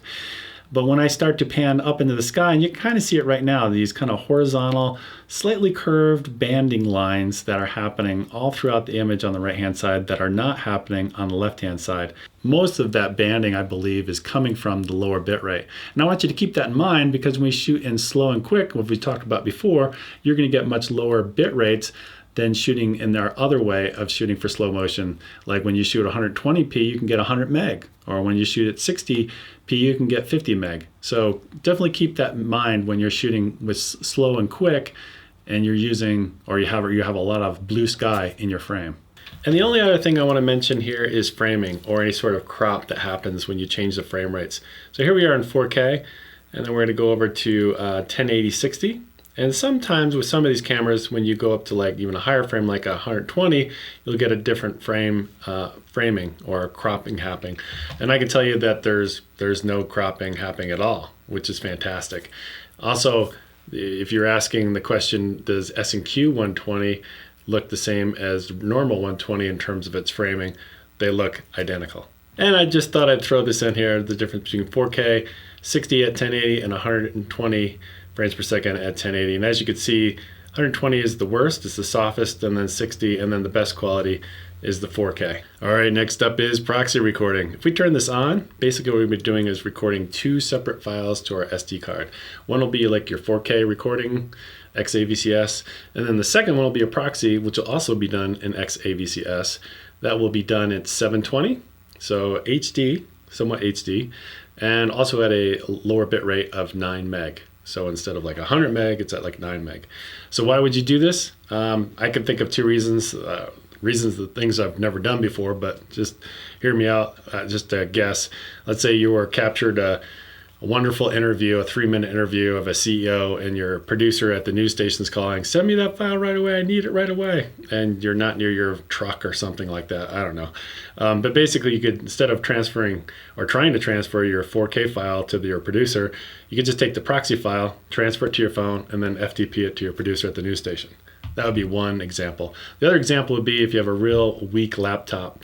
A lot of these programs like Resolve, Premiere Pro, Final Cut will allow you to create, segregate your proxy files from your original like 4K files, and you can edit with your proxies, which are much smaller, lightweight files that maybe your weak laptop can handle.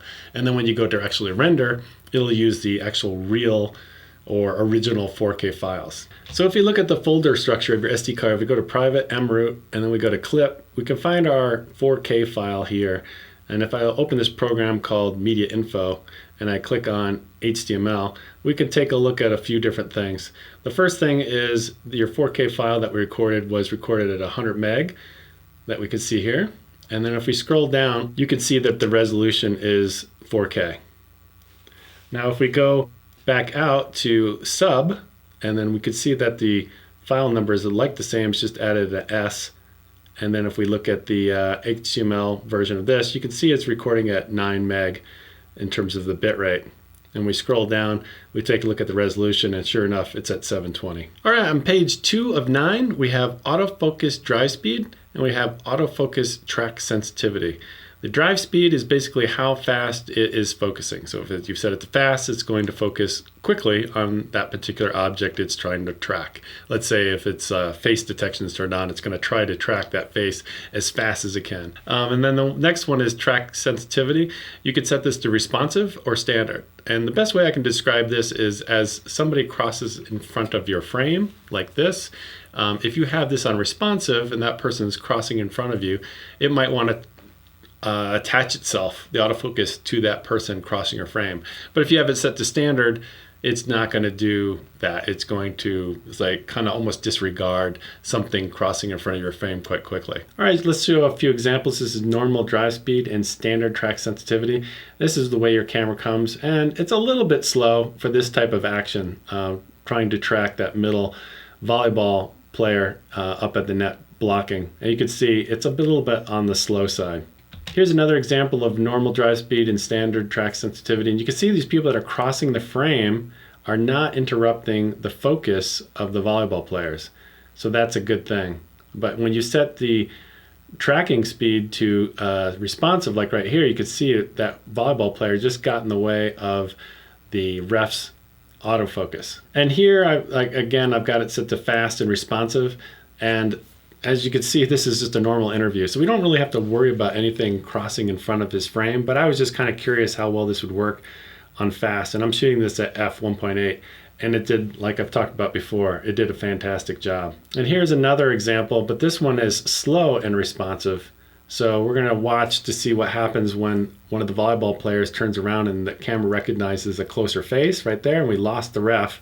And you can see when we lose her face and it going back to the ref, it's doing so very slowly. All right, next up we're gonna do is we're gonna pull focus between two different items. This is something that you might wanna do with your finger on the touch screen, like if you're shooting B-roll or something like that, and you wanna get a nice, gentle, very electronic looking focus pull instead of trying to do it manually on the barrel. So let's take a look at some of the examples. I'm not gonna cover track sensitivity because there's nothing going in front of the frame or passing in front that the autofocus might want to latch onto. So we're just gonna deal with the drive speed. We'll set it to slow first. And you can see that our expanded flexible spot is on her eye. And then I have to take the multi-selector. I can't actually use the touchscreen because I got the HDMI connected. So I'm just gonna move that over to the light stand. And then we'll see how long it takes and how smoothly it goes to the light stand. And then I'll go back to one of her eyes. So if you're looking for that kind of smooth response back and forth. Now all lenses are kind of different in this. This 70 to 200 seems to do it nice and smoothly.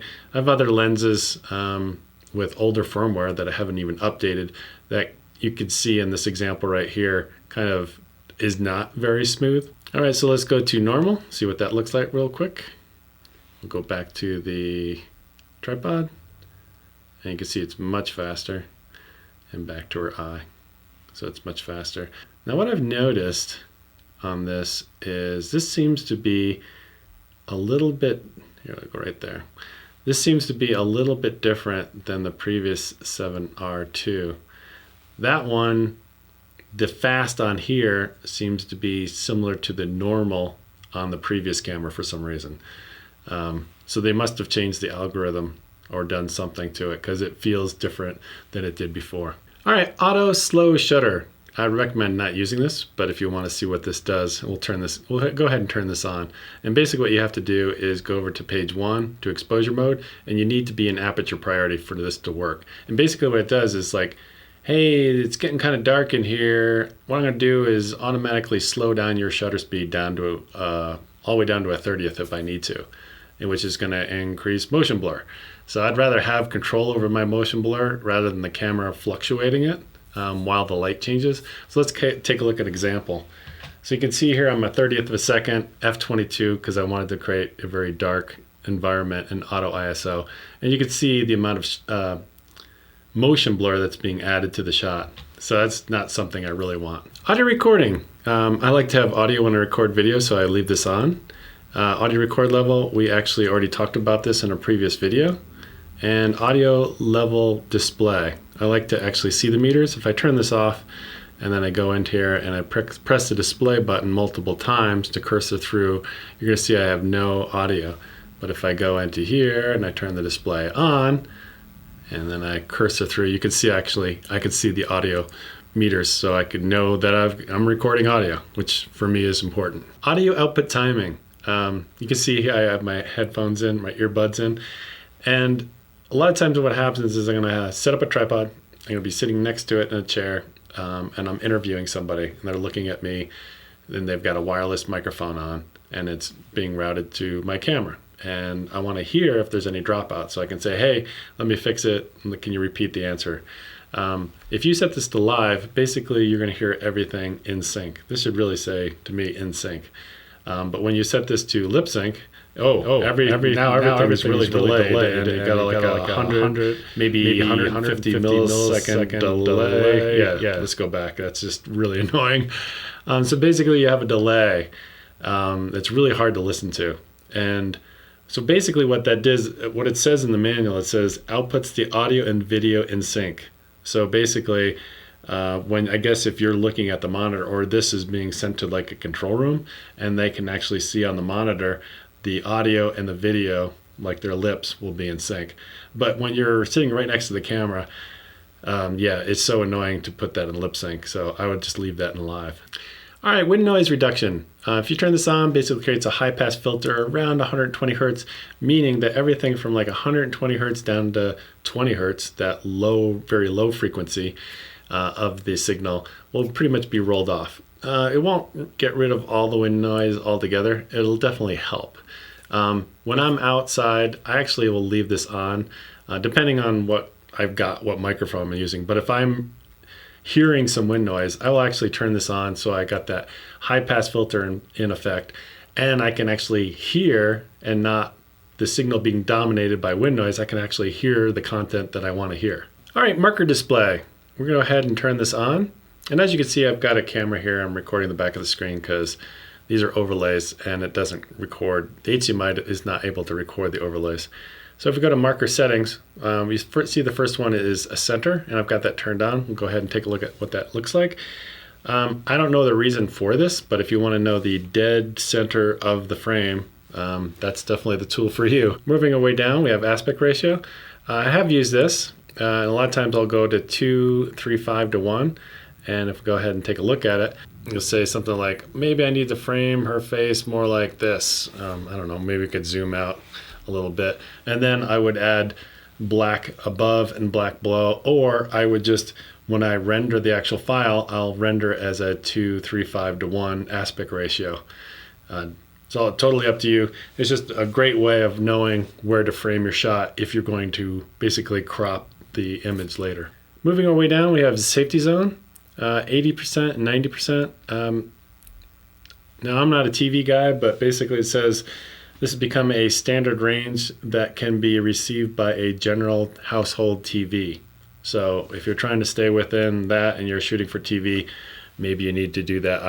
I'm not a TV guy. And the next one is guide frame. If we have this turned on, we can see that it's basically the rule of thirds with much brighter white lines that are thicker.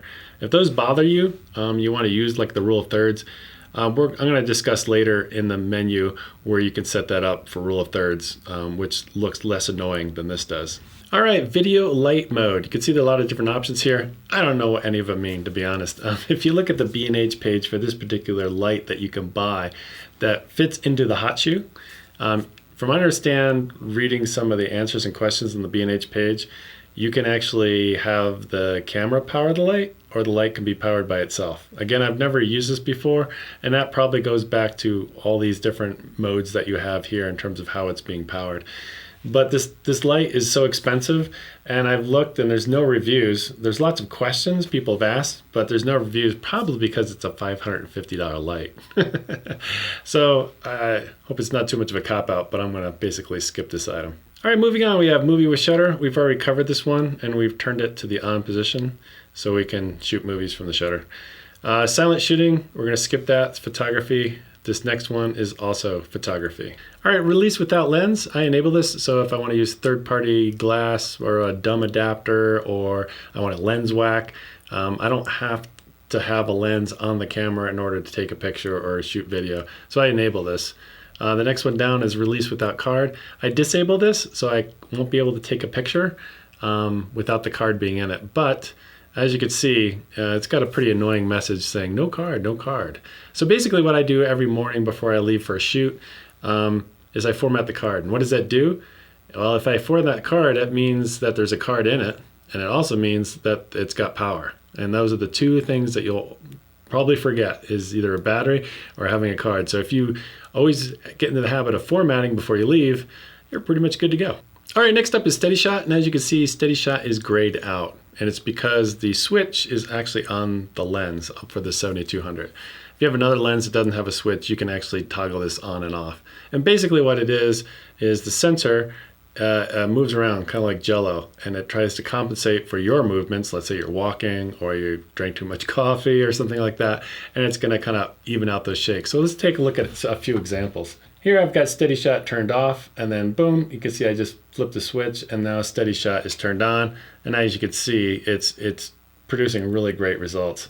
Here's a walking shot with a much wider angle lens, and you can see I'm trying to walk as best I can, and it's doing a pretty good job. I'd say it's actually slightly better than the previous A7R2. So moving down to Steadyshot settings, I leave this on auto. It knows this lens. It knows all my Sony lenses.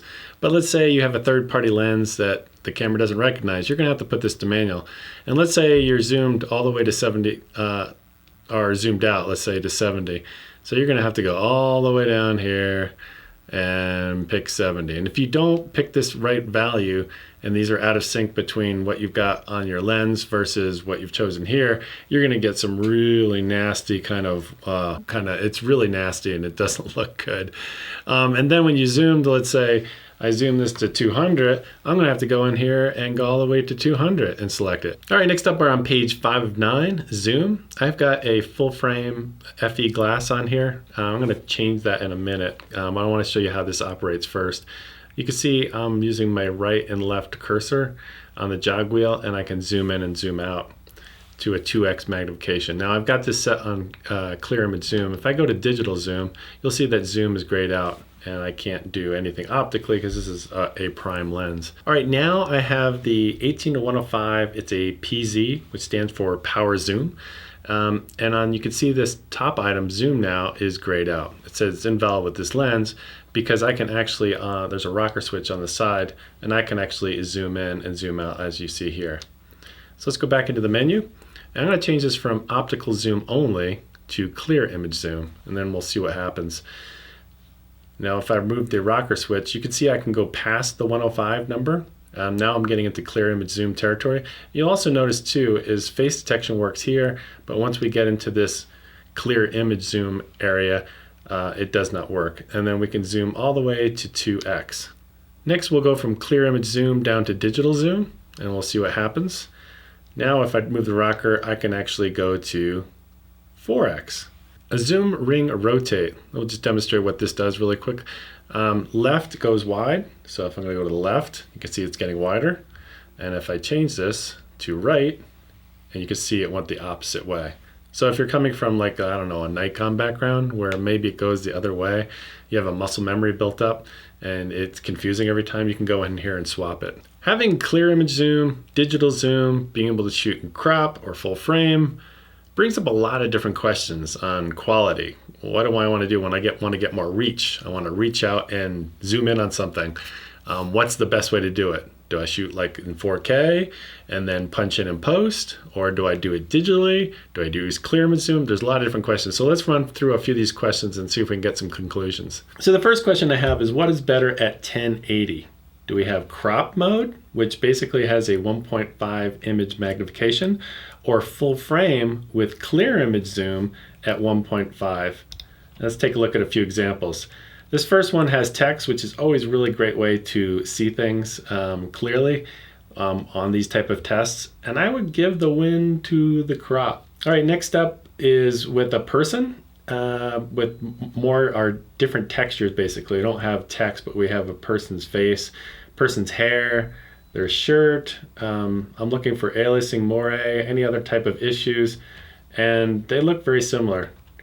Here's another example. Again, we have a few different textures in the shot. I would say it's pretty much a tie when you look at this.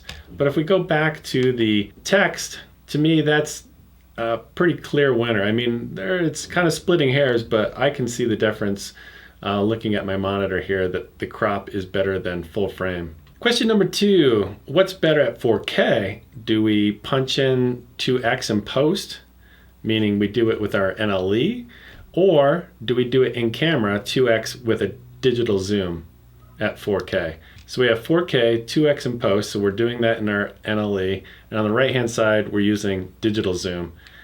And I gotta say, looking at this example in terms of text, they look really, really similar. I would pretty much call this one a tie. All right, moving on. What's better at 1080 full frame?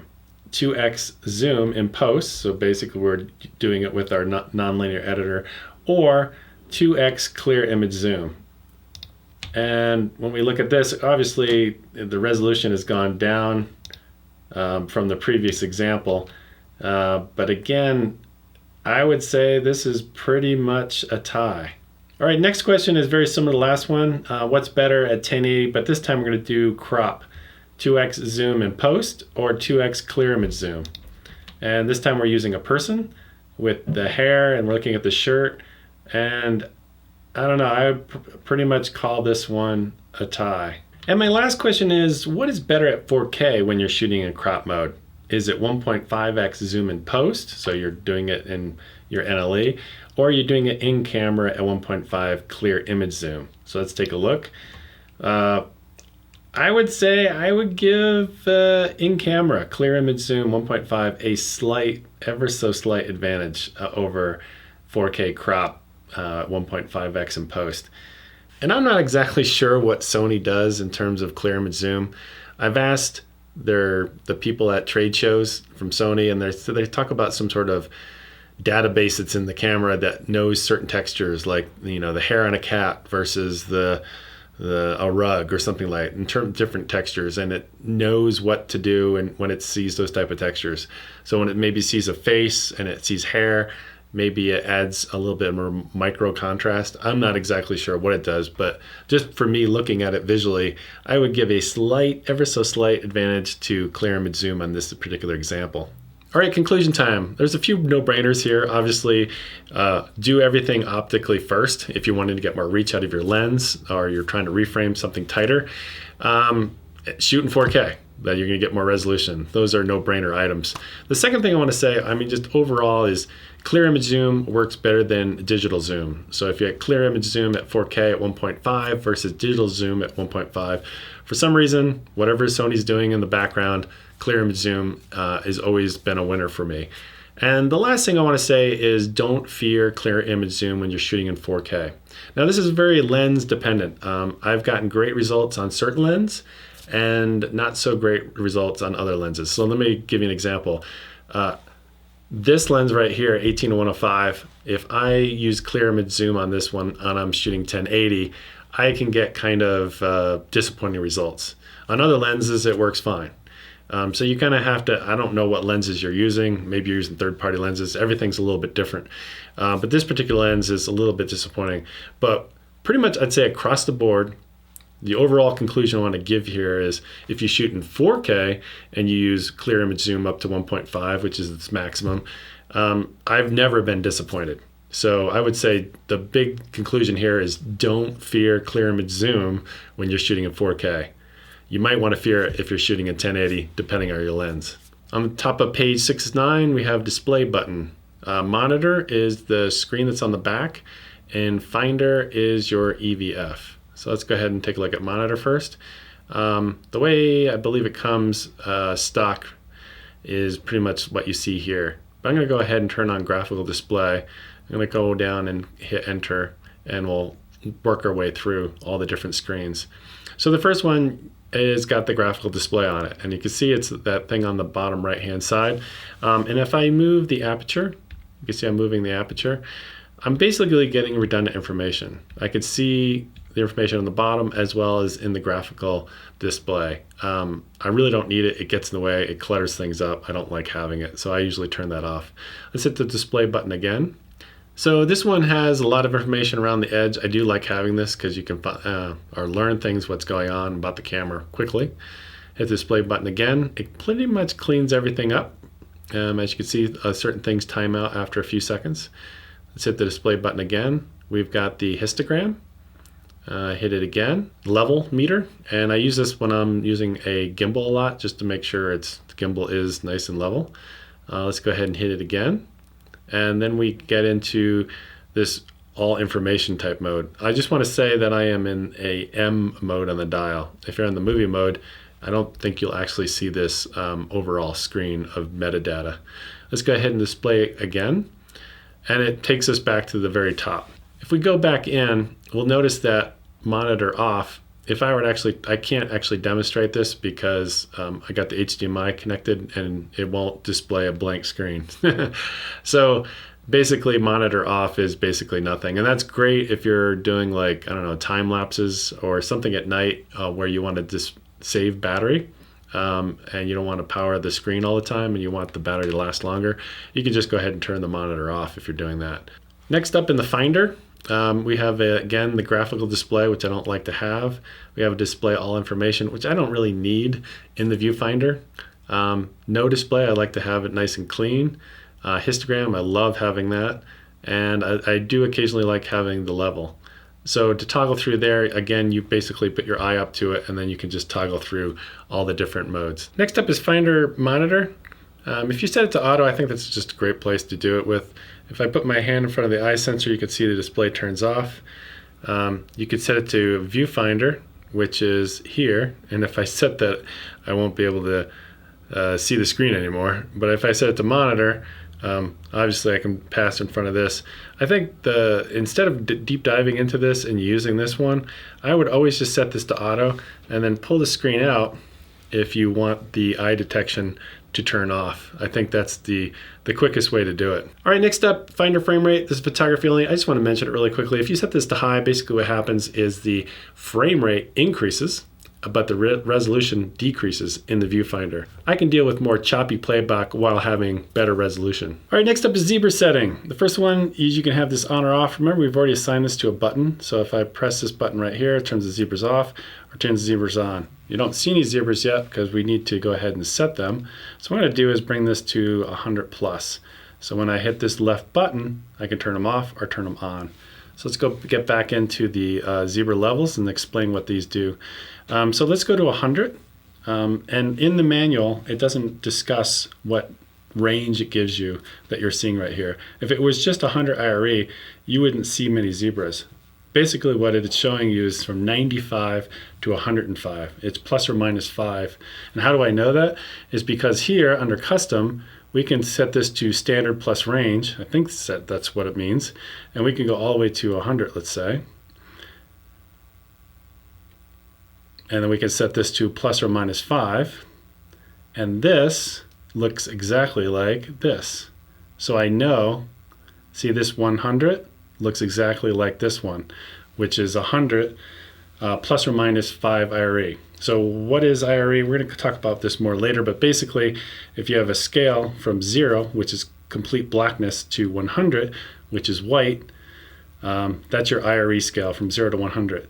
Now this camera records in the super whites from 100 to 109, and you can recover some of those, which is great. So you can use this in a bunch of different ways. If, for instance, you wanted to set this, let's say behind her instead of gray was actually green for a green screen, I could lower this and find out where that is. And there it is. And I could even change the tolerance, the range right here. And I could evenly light the back of her so the green screen could be easily composited. But I typically don't use it that way. I typically use this one right here, the lower limit. And what the lower limit is, it's saying anything at this number 109 plus, I'm going to show you zebras. So if I bring this I'm not going to bring it all the way down, but like to 80, that's 80 all the way up. It's showing you where the zebras are. But if you're going to use this as an overexposure tool, remember we can record into the super whites, we can go all the way up to 109. But I found out through my testing that you'll still lose some detail like in the red channel of her forehead at 109. And the safest place to put this is at 100 plus. Or you could use this one, and they're very, very similar. But this is different. This one is plus or minus 5 at 100. So it's really 95 to 105, whereas this one is 100 plus, and this one, the way I've set it up, is 100 plus. So I typically set these like right here, and then I just use my left cursor basically to turn it on and off to know where I'm overexposing the image. All right, next up is grid line, and the first one we're going to do is rule of thirds grid, and rules can meant to be broken in terms of definitely when it comes to composition. But if you're doing interview, you might want to set the camera right like this, and interview the person that way. Interview the doll. Next one is square grid. I could see using this in like if you're using a wide angle lens and you're shooting a lot of architecture, and maybe you're using a tilt shift zoom kind of thing. You're trying to line things up and you need all those basically grids on your screen to line things up. I think that might be useful. I've never used it that way. Diagonal and square grid. So this one has these things that are coming in. My guess is I'll read the manual what it says, but this could be really useful for when you're zooming and you're trying to keep something in the center. and it's like a zoom guide basically. Let me read off to what they say in the manual though. Place the subject on the diagonal line to express an uplifting and powerful feeling. So I'm not exactly sure where they're going with that, but for me, this I think would be kind of a useful tool for when you're using a power zoom. All right, exposure set guide. This is turned off by default, which is a good thing. Let's turn it on. I'll show you why it's so annoying. If I move the aperture, the shutter speed, or the ISO, you'll see this big pop-up thing come up, and it's basically just redundant information. It clutters up your screen, gets in the way. Now, what you'll notice on my screen there is I've got the histogram, and what's the one thing I want to have when I'm changing the exposure is the histogram. But if I move the dials, boom, the histogram goes away. It's like, wow, it's the one thing I want. And this was set up as default being on with the A7R2. Now I send these courses to my Sony rep that I know, and he actually sends them over to Japan for the engineers to watch. And I know I've gotten feedback from the engineers, and I can't take credit for this one, but in that last course I was like, just turn it off by default in that last course, and they did. So who knows, maybe they're listening to me. All right, next up is live view display, settings, effects on or off. So basically what does that mean? That's basically exposure, white balance, and creative styles. If you turn this off, it basically kind of gets rid of those. If you leave it on, it's more of like a what you see is what you get, sort of. And let me kind of explain. This is more of a stills related item, but since you can record video in a stills mode, let me just demonstrate what this does. So if I'm gonna leave this on for right now, and you can see I got a pretty dark image, and you look at the histogram. So I'm in M on the mode dial, so I'm in a stills mode. I'm gonna hit record, and you're gonna notice for the most part, you can see the histogram's changing slightly. It changed a little bit, but for the most part, what I saw on the back of the screen is pretty much what I got. So let's go ahead and hit stop, change this to off. Now, the image got a lot brighter. And you look at the histogram, it's mostly full now. Now if I go hit record and video, you can see now the histogram's like half full or less than half full.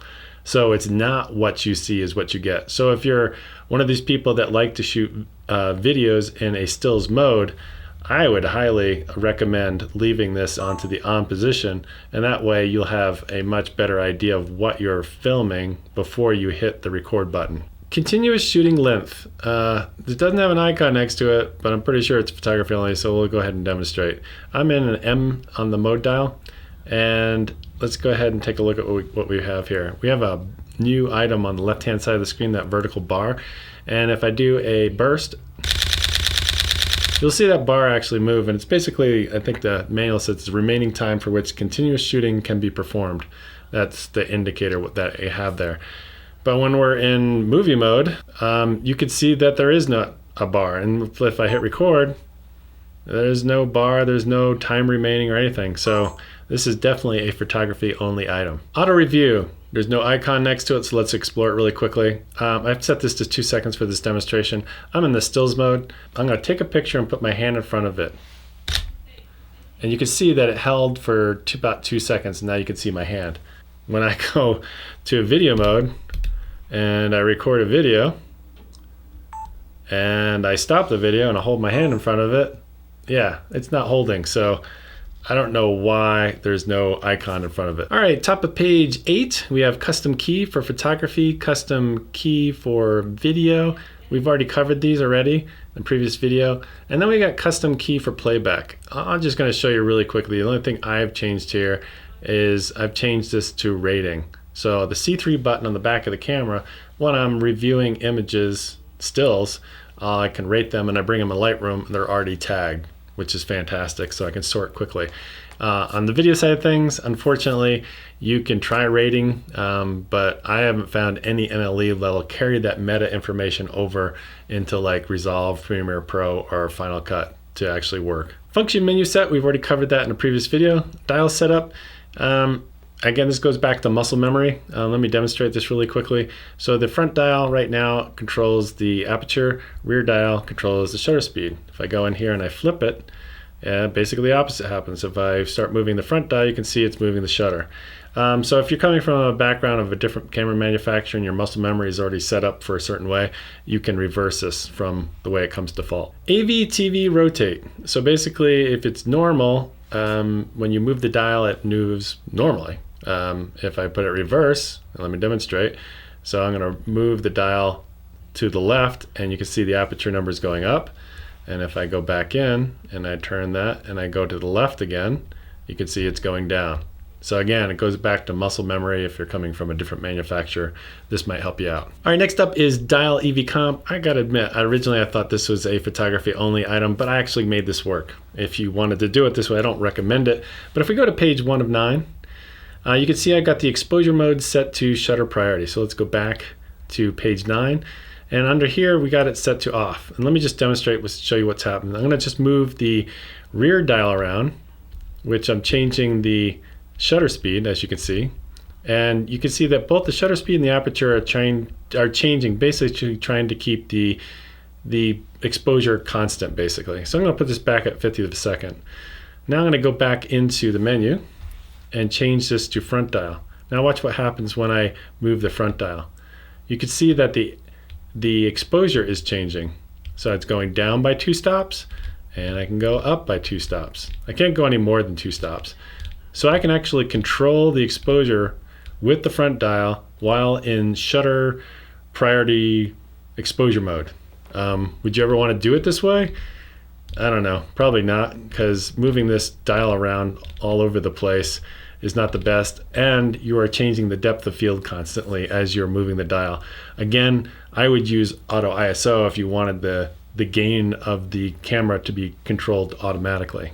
Movie button. We've got always and movie mode only. So obviously always doesn't matter what mode you're in, but if we set this to movie mode only and I'm in stills mode right now and I go to hit the movie button, it says invalid in this mode. You got to be in movie mode. So it's a way, I think this was originally done in the previous camera where the movie button was in a real awkward situation and you might bump it.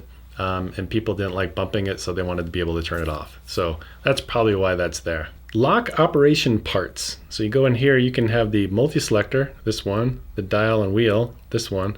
I'm just gonna set this all for this example. So if I get out of here and I press and hold the function button about 3 seconds, you'll see a message come up saying everything's locked. And sure enough, I try to move this, try to move this, try to move this, try to move this, nothing's happening. So if I press the function again for about 3 seconds, it'll say unlocked. And now I can go on and change things. Audio signals. I like having the audio signals turned on, mostly just because I want to be able to hear when it starts recording and when I end recording. So obviously I can go ahead and turn this off. I can hit record, it doesn't make sound, hit record again. Now if I go into a stills mode and I've got this turned off, and let's say I'm a photographer, videographer doing weddings and I want to keep it as silent as I can, obviously the shutter is going to make sound. So it's not totally silent. You'd have to go in and put this to the electronic shutter rather than the mechanical shutter to make this a totally silent camera. All right, we're on networking. Page 1 of 2, send to smartphone function. So first thing I'm going to do is go down here and I'm going to make sure this is set to proxy only. If you try sending the originals, it's going to go really slow for this example. So I'm just say proxy only. And then I'm going to go up here and I'm going to say send to smartphone. And I'm going to say select on this device. So basically the one I am currently parked on, this particular video file, I'm going to say this image. So on your smartphone, you're going to want to select your, it's going to say direct something other a7R Mark III. And then what you're going to want to do is go over to your Play Memories app that you'll have to download. And then just wait for it. And you can see that it actually has a PX right there. You can see where it says PX on the right side. And then within your Photos app, you can actually play back. Okay, 24p, 100 meg, and I am recording. And you could hear that was just a test video. And then from there, you can share it. Like if you're trying to send it to your producer or whatever, you could text it, email it. Obviously, file size on email is not going to work. Text not going to work, but there's other ways to send images to different locations. Probably like Google Drive or like an FTP is probably your best bet. Just to add on to that, when you make the connection and you transfer the file, the connection will terminate automatically between the camera and your phone. And a few other things just to think about. You cannot transfer 4K footage. You can't transfer AVC HD footage, and you can't transfer 120 frames per second footage. All right, next up is send to computer and FTP transfer. This is more for stills photography. Like FTP transfer is like if you have the Sony A9 and you've got the Cat5 connector connected, you're on the sidelines of a sporting event, you're shooting away with JPEGs. That Cat5 cable goes up to the press box and somebody's curating them and sending them out to the AP service or something like that. I'm not a stills photographer for sports, but that's normally how it would be used. This camera doesn't have a Cat5 connector, so you'd have to set up a wireless FTP access point, similar to send to computer. You can't do this through the USB cable. It has to be done wirelessly. I can't think of a reason of why you'd want to do this for video. In fact, in the manual for send to computer, it says you can't even send proxy files. In FTP, I've done a lot of research online. It seems like it's stills only and it doesn't talk about video at all. So if you're trying to send video files, again, I would take the SD card out and put it in the card reader, or you would use the USB cable, which would transfer things a lot quicker than trying to do it over the air. So we're just going to go ahead and skip these two. All right, next up is view on TV. It's grayed out because I have the HDMI connector connected on it, but if it was not connected, it would not be grayed out, and if I would select it, it would basically try to start a wireless connection. And it would try to look for a Sony TV that has a DLNA renderer. I don't have one of those TVs, so unfortunately I can't demonstrate. That might be cool for maybe pictures, but if you're using video, I would just use an HDMI cable from the camera to your TV. It works on every TV, so I'd much rather do it that way and play back rather than trying to do it wirelessly. All right, next up we have control with smartphone. This used to be in like the apps section, but now we just have it in the network section. So let's go ahead and see what we got here. Control with smartphone, I've got this turned on. You can have this always connected, which I wouldn't recommend. It might drain the battery. So basically what we want to just make the connection, and then after you're done with it, it disconnects. So I'm going to go ahead and initiate a connection. Go ahead and select your direct 7R M3. Go ahead and open your Play Memories app. And from here, you'll be able to control the aperture, shutter speed, a bunch of other different things. You can even zoom since this is on a power zoom. You can see I'm touching it multiple times, but it's pretty laggy, but it'll actually zoom in and zoom out. You could change the ISO, and you could hit display so you can get different views. You can go into the menu, change the white balance, and a few other things. But in terms of if you compare this to Panasonic's app, this is pretty inferior, I would say. Airplane mode. If you turn this on, basically it disconnects the Wi-Fi and the GPS. So the Wi-Fi that we talked about before, like you're transferring a video file, after the video file is transferred, that connection will just automatically terminate. If you're using GPS, however, to send longitude and latitude information GPS-wise to your camera as you're taking pictures, this won't work for video, then that can drain your battery, and you might want to turn airplane mode on when you want to save battery. All right, Wi-Fi settings. Like I said before, FTP and send to computer, from what I can understand and what I've seen in the manual, you can't transfer video files, so this would be more for photography, so there's no real reason to set this up. Bluetooth settings, again, if you're using your smartphone to send GPS information to your camera, can't do that for video, so we're going to skip that. This is location information link set. Again, this has to do with their GPS data going from your phone to the camera. Again, it can't do that for video. Edit device name. You can go in here and change the device name to what it appears to other people on the Wi-Fi network. We're going to go ahead and skip that because we're not going to set that up. This has to do with, I believe, FTP settings, and then you can basically reset everything back to the way it was default when you got the camera. All right, page 1 of 3, protect. You can go in here and do multiple images, all with the same date. But basically, if you are in the habit of formatting like I am, it doesn't matter what you protect. They're all going to get deleted if you format. Rotate, that's stills only. Can't rotate an image or video file. Delete. I usually don't delete from here. You can go in here and select multiple if you want. I usually delete while I'm cursoring through the playback. Rating, like I said before, you can rate images, but you can't rate videos, so it doesn't apply here. Rating set, again, You can't rate video files, so I'm going to go ahead and skip it. And obviously we can't print videos, so we'll skip this one as well. All right, page 2 of 3, we have copy. So basically what you can do here is copy all the images from your primary card, like slot 1 to slot 2. Like it says here, copy all images with this date to the memory card in slot 2. So I'm going to say OK, and it's going to start prepping it. Now as it starts, you basically got to make sure that you've got a card that can receive video files like Xavc-S. So it's got to be kind of the same type of card, or this won't work. I tried it with other cards and it came up and said, nope, can't do that. So this is a kind of a good way of copying from one card to another if you need to back things up. Next one is photo capture. So what we can do is if you've already selected a video file that you were parked on before you hit this, you can actually go ahead. I'm going to hit play or the center select button. I'm going to find a frame that I want, and I'm going to press the down button, and it processes it. And basically what it does is just takes a still. So if I go into playback mode, I should have 2 files on here. The first one is the movie file, and then it takes a resulting JPEG image basically of that video file. So if you need a certain still from a video file out in the field and you maybe want to put it on Instagram or send it to your producer or something like that, you can definitely do that here. All right, next up is enlarge image. We can't enlarge a video file. We can't zoom in on it. It's just going to say unable to magnify.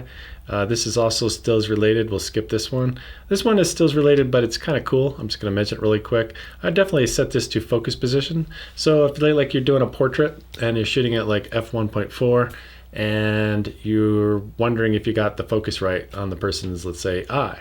So where it focuses, it's going to zoom into like the eye. And if it didn't nail focus, it might go to the tip of the nose or the back of the ear. And you're like, oh, I can quite quickly see that I didn't get the focus right. I think that's kind of cool for stills, but it has nothing to do with video. All right, next up is slideshow. Typically what I use this for is a couple different reasons. One is I'll just take the camera, take the HDMI, connect it up to a TV. Let's say I'm on vacation or something like that. Shot the whole day of video, and I'll just go here to slideshow. I'll go in here to set interval to 1 second. So there's only 1 second interval between one video file ending and one starting. I'll demonstrate that here in a second. And then just let it roll. Go cook dinner or something like that and watch it on the display. Or let's say you're out on a shoot and the producer wants to see all the B-roll or stuff that you captured and there's a monitor right there. Just set it up for them, hit play on slideshow. We'll do that right now. Just hit enter. And basically it's just going to play one video file after the next. There's usually a little bit of gap. You'll see it come up right about here, I think it is. You'll see the axis light flash a little bit and then boom, it goes to the next one. So there's a slight lag between videos, but it's not too bad. So you can review footage quite quickly. All right, at the top of page 3 of 3, we have select PB media. PB stands for playback. So let's go ahead and select a card. We'll select slot 1. We can see we have 2 images. And then we'll go here to slot 2. And we also have these 2 exact same images because I had copied one card from one to the other previously. View mode. I should also call this freak out mode. Let me explain why. And I've done this before. I'm like, ah! So if you go into view mode, you can choose a lot of different ways to view the images in playback mode. You can do it by date, which is pretty obvious here. You can see the calendar. I can cursor over here and I can use this part of the menu in a different interface. I can do folder view. And it doesn't say it right here, but this is stills only. If we go back to the other interface, it says stills only. So I can see all the different stills. Now here comes the problem. If I go back to here and I say, well, I want to look at all of my Xavc-S video files basically, and I can see them. And then when I get out of this interface, maybe I turn the camera off, I turn it back on, I hit the play button on the back, and I'm like, I can see all my video files, but all of my still images are gone. I lost them all. Where'd they go? I'm freaking out. So that's why I call this the freak out mode. So if you use this with a lot of caution. You'll freak out like, I lost everything. If you ever get in that situation, go to this part of the menu and make sure that you set everything back to date view. And then you can see things, all of the things chronologically. Image index, this is pretty easy. You can either set it to 9 images or 25. Let me just show you real quick. That shows you in groupings of 9. And if you have really good eyesight, you can group in 25 as well. Display continuous shooting group. This is stills only, but basically if you shoot a burst like that, well, it'll only show you like the first image of the burst if you turn this to the on position. Display rotation. This is for playback of stills only.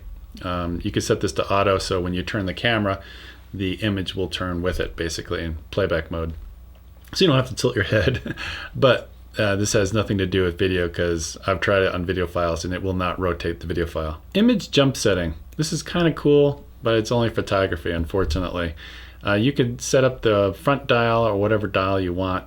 I usually like to have it on front dial, and I set this to a 5-star rating because when I press the C3 button for my images, I can rate them at 5 stars instantly. And then what's great is you can, with the front dial, play back just those 5-star images.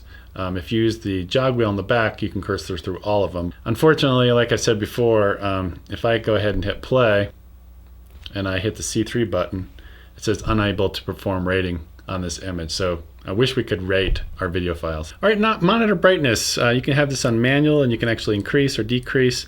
You can also go in here and set this to sunny weather. And what's fantastic about this camera, you can shoot in 4K sunny weather, which is just fantastic because the previous version, let's say you're out in a gimbal outside and the sun's hitting the back of the screen and it was really dim when you're shooting 4K and you could barely see anything.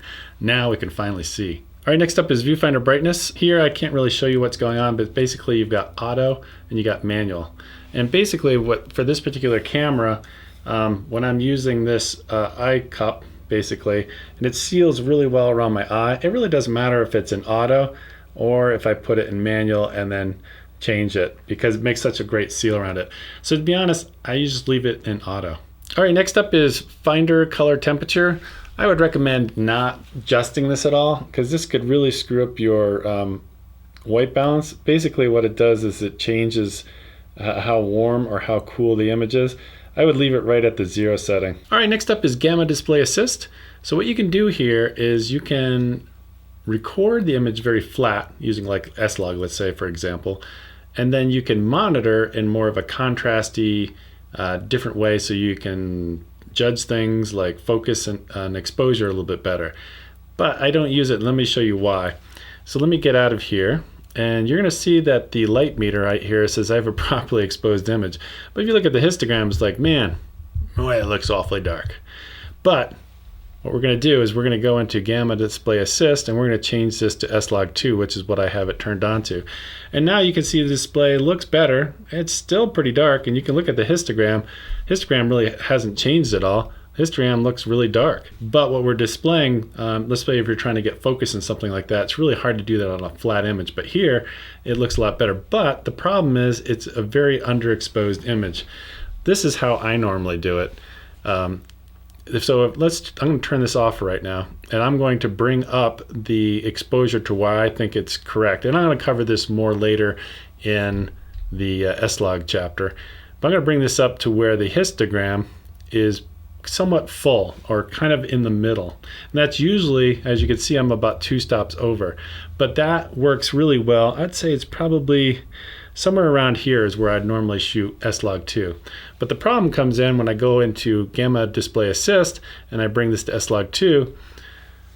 Yeah, there's more contrast, but to me that looks overexposed. So if I was using this tool and I was making exposure changes based off of it, I'd be like, you know, that looks kind of bright. I'm going to start bringing this down to where maybe it looks a little bit better over, I don't know, down here.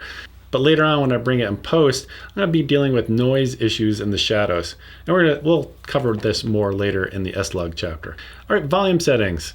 This is where you control the volume of the playback of your video file. Has nothing to do with like the sounds in your camera, like when you start or end recording. If I were to bring this down, it's not going to bring those beepy type sounds down. It's just the playback. I would never really deep dive into the menu and control it this way.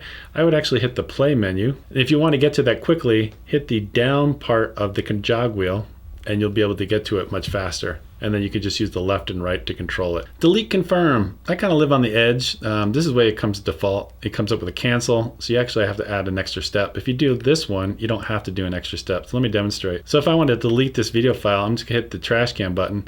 You can see it comes right up to delete. Boom, I hit it, I'm done. Instead of adding an extra button press to the process. All right, next up is display quality. we have two different choices. Standard saves battery life and keeps the temperature low. High increases the resolution, which increases the temperature and decreases the battery. You might be at this point thinking to yourself, wait a minute, we've already talked about this. No, we haven't. What you're thinking about is finder frame rate that we talked about earlier. And finder frame rate, if you remember correctly, has only to do with stills and only has to do with the viewfinder. And remember, if you change that, I think it was like standard and there was maybe a high as well. Basically what that was doing was increasing the resolution and lowering the frame rate. All right, getting back to display quality. Here we have it set on standard. I'm looking through the EVF with the camera. This is stills mode, and we've just gone to high, and we'll go back to standard. And you can see a slight difference. The high is just a little bit better. It has less artifacts. Now we go to movie mode inside the EVF. This is standard. Looks a lot better than it did in stills mode. And we go to high quality. I gotta tell you, I don't see any difference in terms of artifacts. Back to standard. And we'll go to high. And then what I'll do here is I'm gonna actually turn on peaking, and I watch the refresh rate on the peaking when I go to high. See how it increased? It's almost like the refresh rate increased, but the resolution stayed the same. Now when we look at the back of the monitor for stills, there's high. I can't see any difference. And we go to movie, this is standard, and we're gonna go to high. And again, I can't see any difference. All right, some conclusions on display quality. As far as I can tell, it works in the EVF for stills. There's definitely a difference there, but I see no difference in the EVF for movies. And like we saw a little bit of a difference in terms of refresh rate, but I'm not seeing any sort of resolution or less artifacts or any sort of difference in the EVF when it comes to movies. The next one is really no difference on the back of the display, the monitor for stills, and there's really no difference on the monitor in movie mode as well. So as far as I can tell, this really has no impact on movies whatsoever. Power saves start time. So basically what this does is it starts counting down as soon as you take your hands off the camera and you do nothing. In 5 minutes, it'll go to sleep. It doesn't turn off, it just goes to sleep, and you can just basically hit the shutter to wake it back up again. Obviously we got lots of different times here, and for me this really doesn't matter because I've got this turned on, which we're going to discuss here in a little bit down the menu. When you turn on the remote control function for this camera, all of these settings just go out the window. It just stays on forever and it never goes to sleep. Auto power off temperature. So there's two settings you can do. Standard, which will allow your camera to basically shut down automatically, even in like 80-degree weather outside or the sun's hitting it. I set this to high and you'll get this warning message, but I say okay anyway. Basically if you shoot a lot of 4K outside, and I've done this like on pool decks. I haven't done it with this camera yet because it hasn't gotten hot enough yet outside, but on the previous Sony cameras, I just set them all to high. I run tests where the camera's cool and versus where it's just about to overheat, and I've looked at the video files and they look the same. The video file is not getting noisy or something else happening to it. It looks fine. Obviously heat is the enemy of electronics. Most of the times I only use these cameras for about 2 or 3 years and then I sell them and I buy another one. I'm not keeping them for 10, 15 years. Will this degrade the overall life performance of the camera? Possibly. But if you keep your cameras for as long as I do, I don't think you'll ever have to worry about it, because I've never heard anybody in the forums talk about their camera died because they had it on the high setting. NTSC PAL Selector. So I'm guessing if you are in the United States, you got this camera shipped in NTSC mode. If in Europe, you probably got it shipped in PAL. So if you are going through the course in Europe and you see all these numbers I've been showing in these examples, like 60 frames per second or 120 frames per second, and you've been like, well, wait a minute, Dave, I see 50 frames per second and I see 100 frames per second, not 120. What's going on here? That's because you're set to PAL versus NTSC. Now, let's say you're in Europe and you're shooting outside in the sunlight and you want to overcrank the camera more to get more slow motion. You want that 120 frames. Well, just switch over to NTSC. You're good to go. But when you move inside in Europe, when you're in artificial lighting and it's coming off at 50 hertz rather than the United States with 60 hertz, then you're going to want to switch over to PAL so your lighting and the camera are more synced so you don't have any sort of flickering or banding issues. All right, next up is cleaning mode. So if you go into here, It performs an image sensor cleaning. Basically it'll vibrate, so listen to it when I hit enter. So basically what is this? It basically ultrasonically vibrates the sensor and drops the dust, and it goes to a sticky pad on the bottom, so then it doesn't reflow inside the chamber and get back on the sensor. At this point, you're going to want to take the lens off while you see this message right here. So the camera's still on. I'm going to go ahead and lie it down. I'm going to take one of my dry swabs. So that's what the swabs look like. There's definitely some on there. So I'm going to blow this out.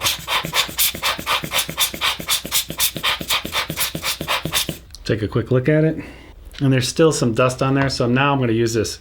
Now remember, camera's still on, still has the message on there. I'm going to put it down, and I'm going to move across the sensor like this, and then I'm going to move back the other way. Now I'm going to take a look, and it is nice and clean. So now you can turn the camera off. And when you're done, you just throw that out, and you're good to go. All right, next up is touch operation. Right now I have it turned off, so if I just go into here and I try to touch on the rocket blower that I was just using to clean the camera, nothing's happening. But if I go into the menu and I turn touch operation on, now I can go between her face, and when it locks, you can see the spot focus holds, and then it blinks when it's focusing, and when it's done, it stops. So I can go back and forth between the two. Touch panel / pad. This is a little confusing how they've worded this. Let me see if I can help you remember how I remember it anyway. Is think of it as an iPad being small, and think of like a panel as being very large. And if you remember those two things, you'll remember this. So if I go to panel, meaning large, that is this display basically. We're touching the display. So if I touch the display, I can go between the doll's face and here. Now if I go here to pad only, that means I'd be looking through the viewfinder and using my finger on the screen. So if I'm not looking through the viewfinder right now, you can see it's not working. But if I cover over this, now I can change this on the panel because I'm looking through the viewfinder, and I can change the focus points. So it's a little confusing. I typically just leave this in both, so I have the flexibility to hold it up to my eye and use my thumb as the focus point. Touchpad settings, touch area. So what I'm going to do is I'm going to actually go all the way to the top here, so this is easier for you to conceptualize. This has to do with when you're looking through the viewfinder. It has nothing to do with using this on the back. So if I were to hold my eye up to this viewfinder and I were to take my thumb and I move it around the screen, right now I have this set to the whole entire screen. And so I have to move my thumb all the way up to the corner, like near my cheek, and back down here to make it move. That's not the best way to do it. I found like the lower right is the best place. And this graphic is terrible because you see the white part is what's not being selected. It's translucent that you can see through to the orange background. That's the actual area that you're looking for. So lower right, now when I put my thumb around this area, just on the, I can move that quite quickly instead of trying to go all the way up to the upper left-hand corner of the screen. Where it's kind of difficult for me to demonstrate is this next one, absolute versus relative position. If I have it on absolute position and I have that lower quadrant right here activated, when I look through the viewfinder, if I were to take my thumb and put it down anywhere on the screen, it's going to go to that location. And then I'd say if I move it up here, it would go to that location like this. Now if I were to set this to relative position, when I put my thumb down, let's say the focus point is in the upper left-hand corner, even if I put my thumb all the way down at the bottom and I were to move it to the right, that would move that point, even though it's at the top of the screen, it would move it to the right, even though it was on the bottom, because it's the relative position. All right, demo mode. This is something probably you'll never ever use. So let me just demonstrate. If I turn this on and I were just to let this camera sit for about a minute, you've got to have AVC HD files, video files, and they have to be protected. And then about after a minute of not touching the camera, those AVC HD files will start playing in a loop, basically automatically. The only reason I can think of this would be in a store like Costco or Best Buy or something like that, where they're wanting to play back some of their stuff on the screen for you, and then you go up and touch the camera and then something else happens, you know, you can use it, and then the person walks away from the stand, and then it goes back into that demo mode, and then maybe it's showing commercial. Timecode and user bit settings. All right, I'll be honest, I have very little knowledge about timecode, and a lot of these items that are in the manual online are very vague and extremely hard to understand and even try. Gonna go through them really quickly, and I'll tell you the stuff that I do know, and I'll tell you an environment where I do use timecode, and it works pretty well. Let me explain. So let's get out of here, and in the lower right left-hand corner, you see where it says standby. Just below that, you'll see the number counting up as I record. So let's go ahead and stop that. Now, if I set this to timecode, you'll see that there's a number, 6 hours, 18 minutes, 43 seconds, blah, blah, blah, so many frames. If I hit record, you can see that number just keeps going. It's because of the certain mode that I'm in, and this is the mode I like to be in. It's just called free run. You see down here where it says free run, if I set this to rec run, when I hit record, the time code will start. When I hit stop, it stops. I don't like using it that way, because if I have two cameras and like the 6500 and this camera, I will use this remote, and on this remote it says TC reset. That's time code reset. So what I'll do is I'll line them right up to next to each other, and I'll press that button. I'll blast them with IR, and they reset. They basically bring their counter back down. So if I go to here and I click trash can to hit reset, and I come back out of here, you'll notice that it's all zeros. And let's go ahead and make sure that we're on free run so we can actually watch the numbers go. That's where you would actually reset, is just hitting the trash can, and then you'll see that it should start over again. The situation that I normally use it for is like if the cameras are in two physically different environments. Like one is inside of a gym, let's say it's a wide shot of a volleyball court, and let's say the next camera is up in the mezzanine level behind glass and it's shooting down on the floor. Well, I can't sync up the audio in that situation because they're in two separate rooms. So what I'll do is, like I said before, I'll line them up, blast them with the IR, have them reset down to 0, and have it done on this free run, so it's always constantly going.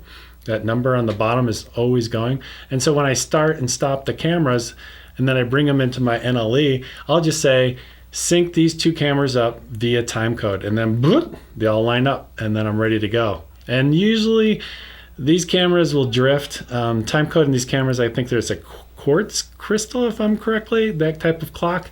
It'll drift about a frame per, I'd say 45 minutes to an hour. So if you have time, like after another game is done, blast it again. There's other cameras that are out there that don't have that kind of weak clock built into them, and you can go pretty much, 4 hours or 8 hours before they get out of sync.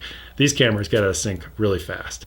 So sorry, I don't know a lot about timecode, but hopefully that one example that I just gave you will help you if you ever find yourself in that situation. Remote control, we've already talked about this already, but this is where you would turn it on if you wanted to use this kind of IR blaster type device, IR remote. I like having it on and using it. I'm using it right now with this camera. I'm turning it on and off, so I don't have to get up and go around. But when you turn it on, like I said before, it'll never go to sleep. HDMI settings, starting at the top is HDMI resolution. Auto pretty much says coming out of the HDMI to, like, for instance, I'm going into my Shogun. I set it to auto and it works great.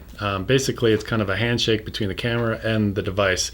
Well, it doesn't have to be a Shogun. It could be like a TV, for instance.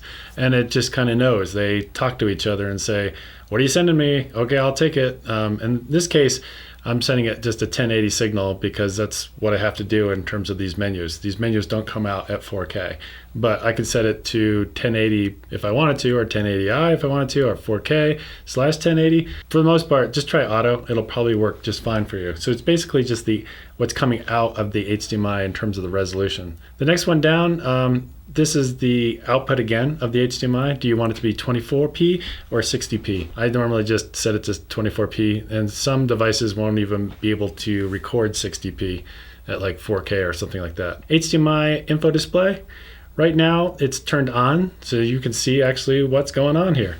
If I turn it off, there would be, I would call a clean signal. And what you've got now is somewhat like a dirty signal, because if I get out of here, you can see all that information on the bottom, like the shutter speed and all that stuff.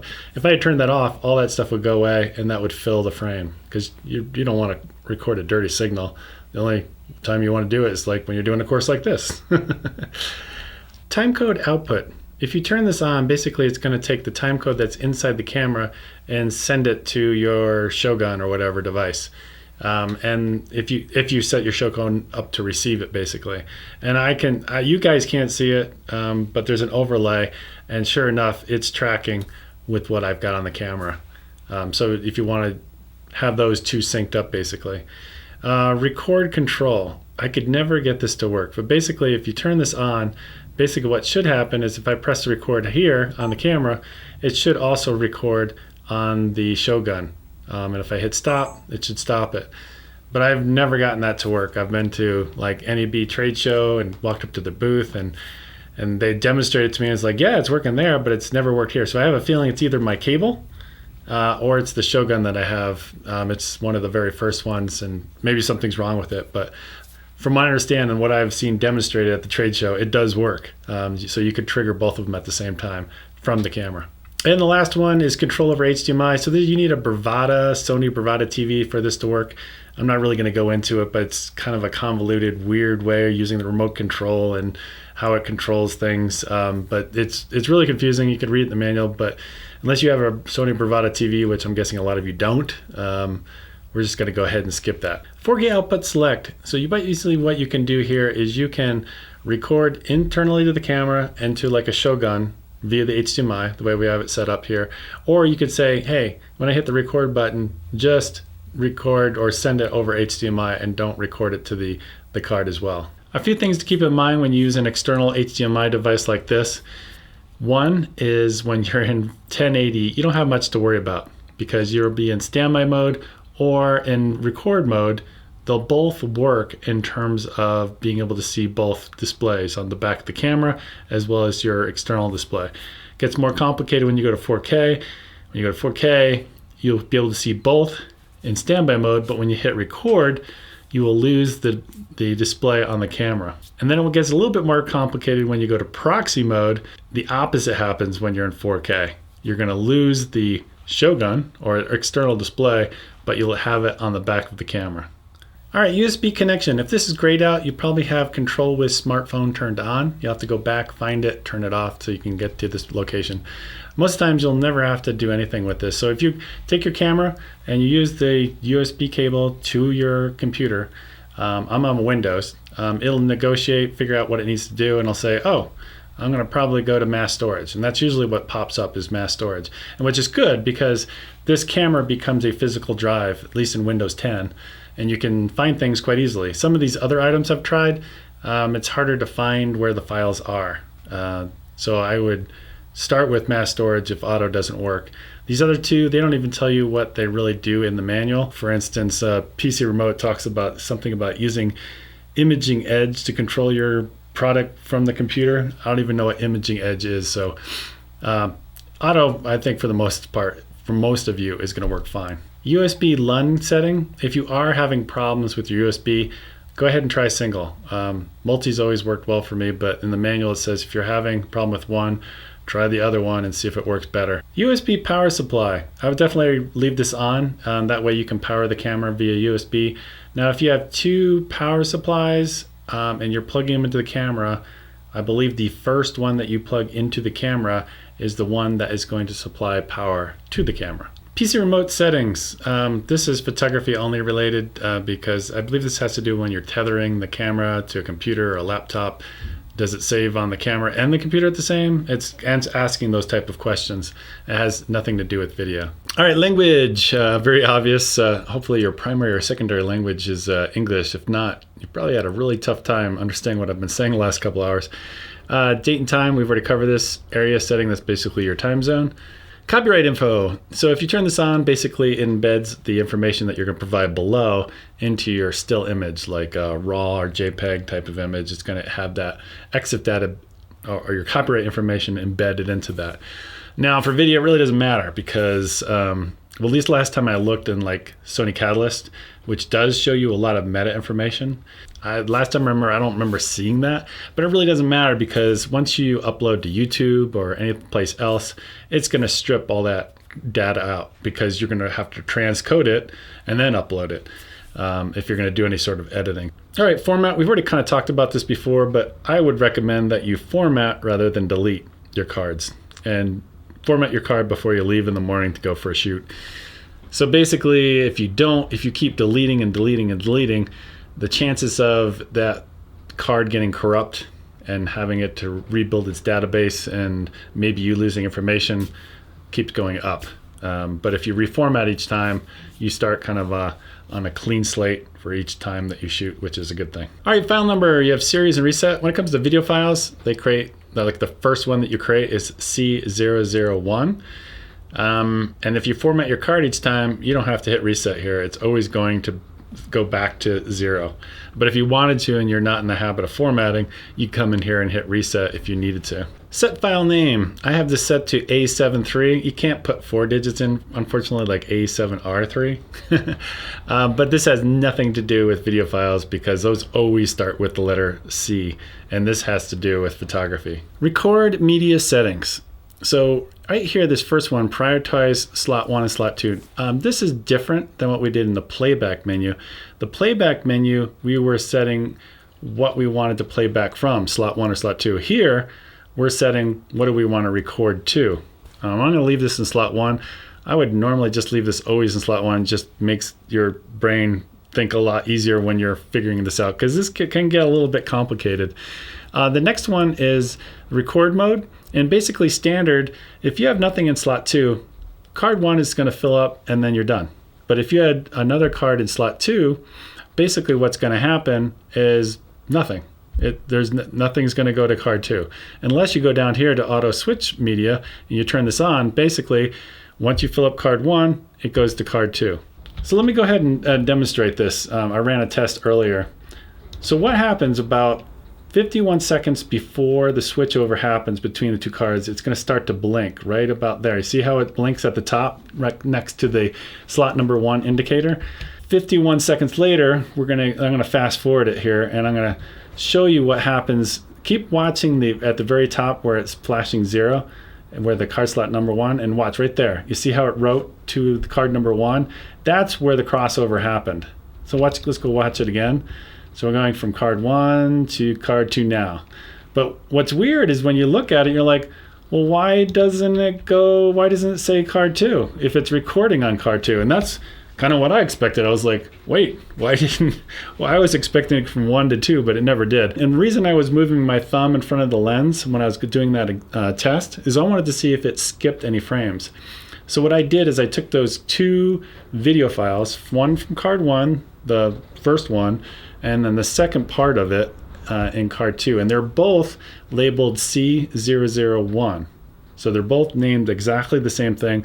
I brought them in the NLE, smashed them up against each other, and then I played it to see, and I was actually talking at the time to see if there was I could hear or see any skip frames when I was moving my finger back and forth, and it didn't skip any frames, which is great. So you don't want to have that problem. Let's go ahead and turn this off right now, and then let's go up here to record mode and explain what each one of these is. So the first one is simultaneous stills. So you can see from the graphic down below, so slot 1 is going to record both stills and video, but slot 2 is going to duplicate the stills only. Then we move our way down, the opposite happens. We're going to duplicate the video. Moving our way down, basically now it's basically going to make a total duplicate from card 1, and card 2 will be identical. So it's a great way to back things up if you're ever worried about a card failing, which doesn't happen that often. I think in the last 8 years, I've only had 1 card ever fail on me. These 2 are stills related, so I'll skip these. And then this last one is sort. So basically it says, hey, slot 1, you're going to have pictures, and slot 2, you're going to have all your movies. Now, if I were you, if you wanted to back things up, I would do it like this, and I would leave this off and not turn it on, because that's just going to confuse things. And then in terms of slot 1, I'd always leave it in slot 1. Now you might be thinking, well, wait a minute, how does that work with the 30-minute time limit on these files? Well, it doesn't matter. If you are recording, let's say 15 minutes on slot 1 and it switches over, it'll record 15 minutes on the second card and stop. Select Rec folder. If it's grayed out, that means you have a nice mintly fresh formatted card, and that's why you don't see it. I'm gonna go ahead and create a new folder, and when you do it, it just creates folders for you. And I'm gonna go ahead and create another one. Boom, just created another one. So now I'm gonna go back up to select Rec folder. This has only to do with stills. All your video files will never get stored in these new folders that you're creating. It's only stills related. The only reason I'm mentioning it is, let's say you select the first one, which is 100. So you set up your camera, do your time-lapse, a whole bunch of images, you're done. You pick up your tripod, go to the next location. Well, then after you're done with that one, you'd go to here and go to 101, and then you go create another time-lapse. And then when you bring it into post, all those time lapses are in different folders. And then you can just bring the folder into your NLE, and however you deal with your time lapses in your NLE, but it makes things a lot more cleaner and easy to find later on in post. All right, next up is folder name. This is totally photography related, but you could change it from date to standard form. In the video world, when we bring the card in, we have our own private folder called private. I don't know why the videos are more private than the still images, but that's what they call it in Sony land. So this has nothing to do with videos. Recover image database.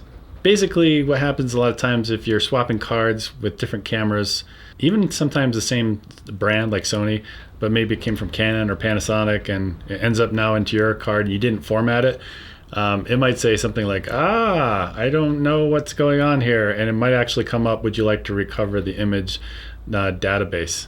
You basically just go in here, select your slot, and then it's going to check, it's going to go through and check, and if it finds any errors, it'll fix it. And a lot of times it will actually fix errors and put things in the correct folders, I guess you could say. So if it ever comes up, don't be too afraid of it. It usually does a great job fixing things. Display media info. You could pick your slot, and basically it's going to say, hey, you can put up to 3,307 images on the 64 gig card, or you can do 1 hour and 14 minutes of Xavc-S at 4K. So version and setting reset we've already covered in a previous video. So this is the end of video B.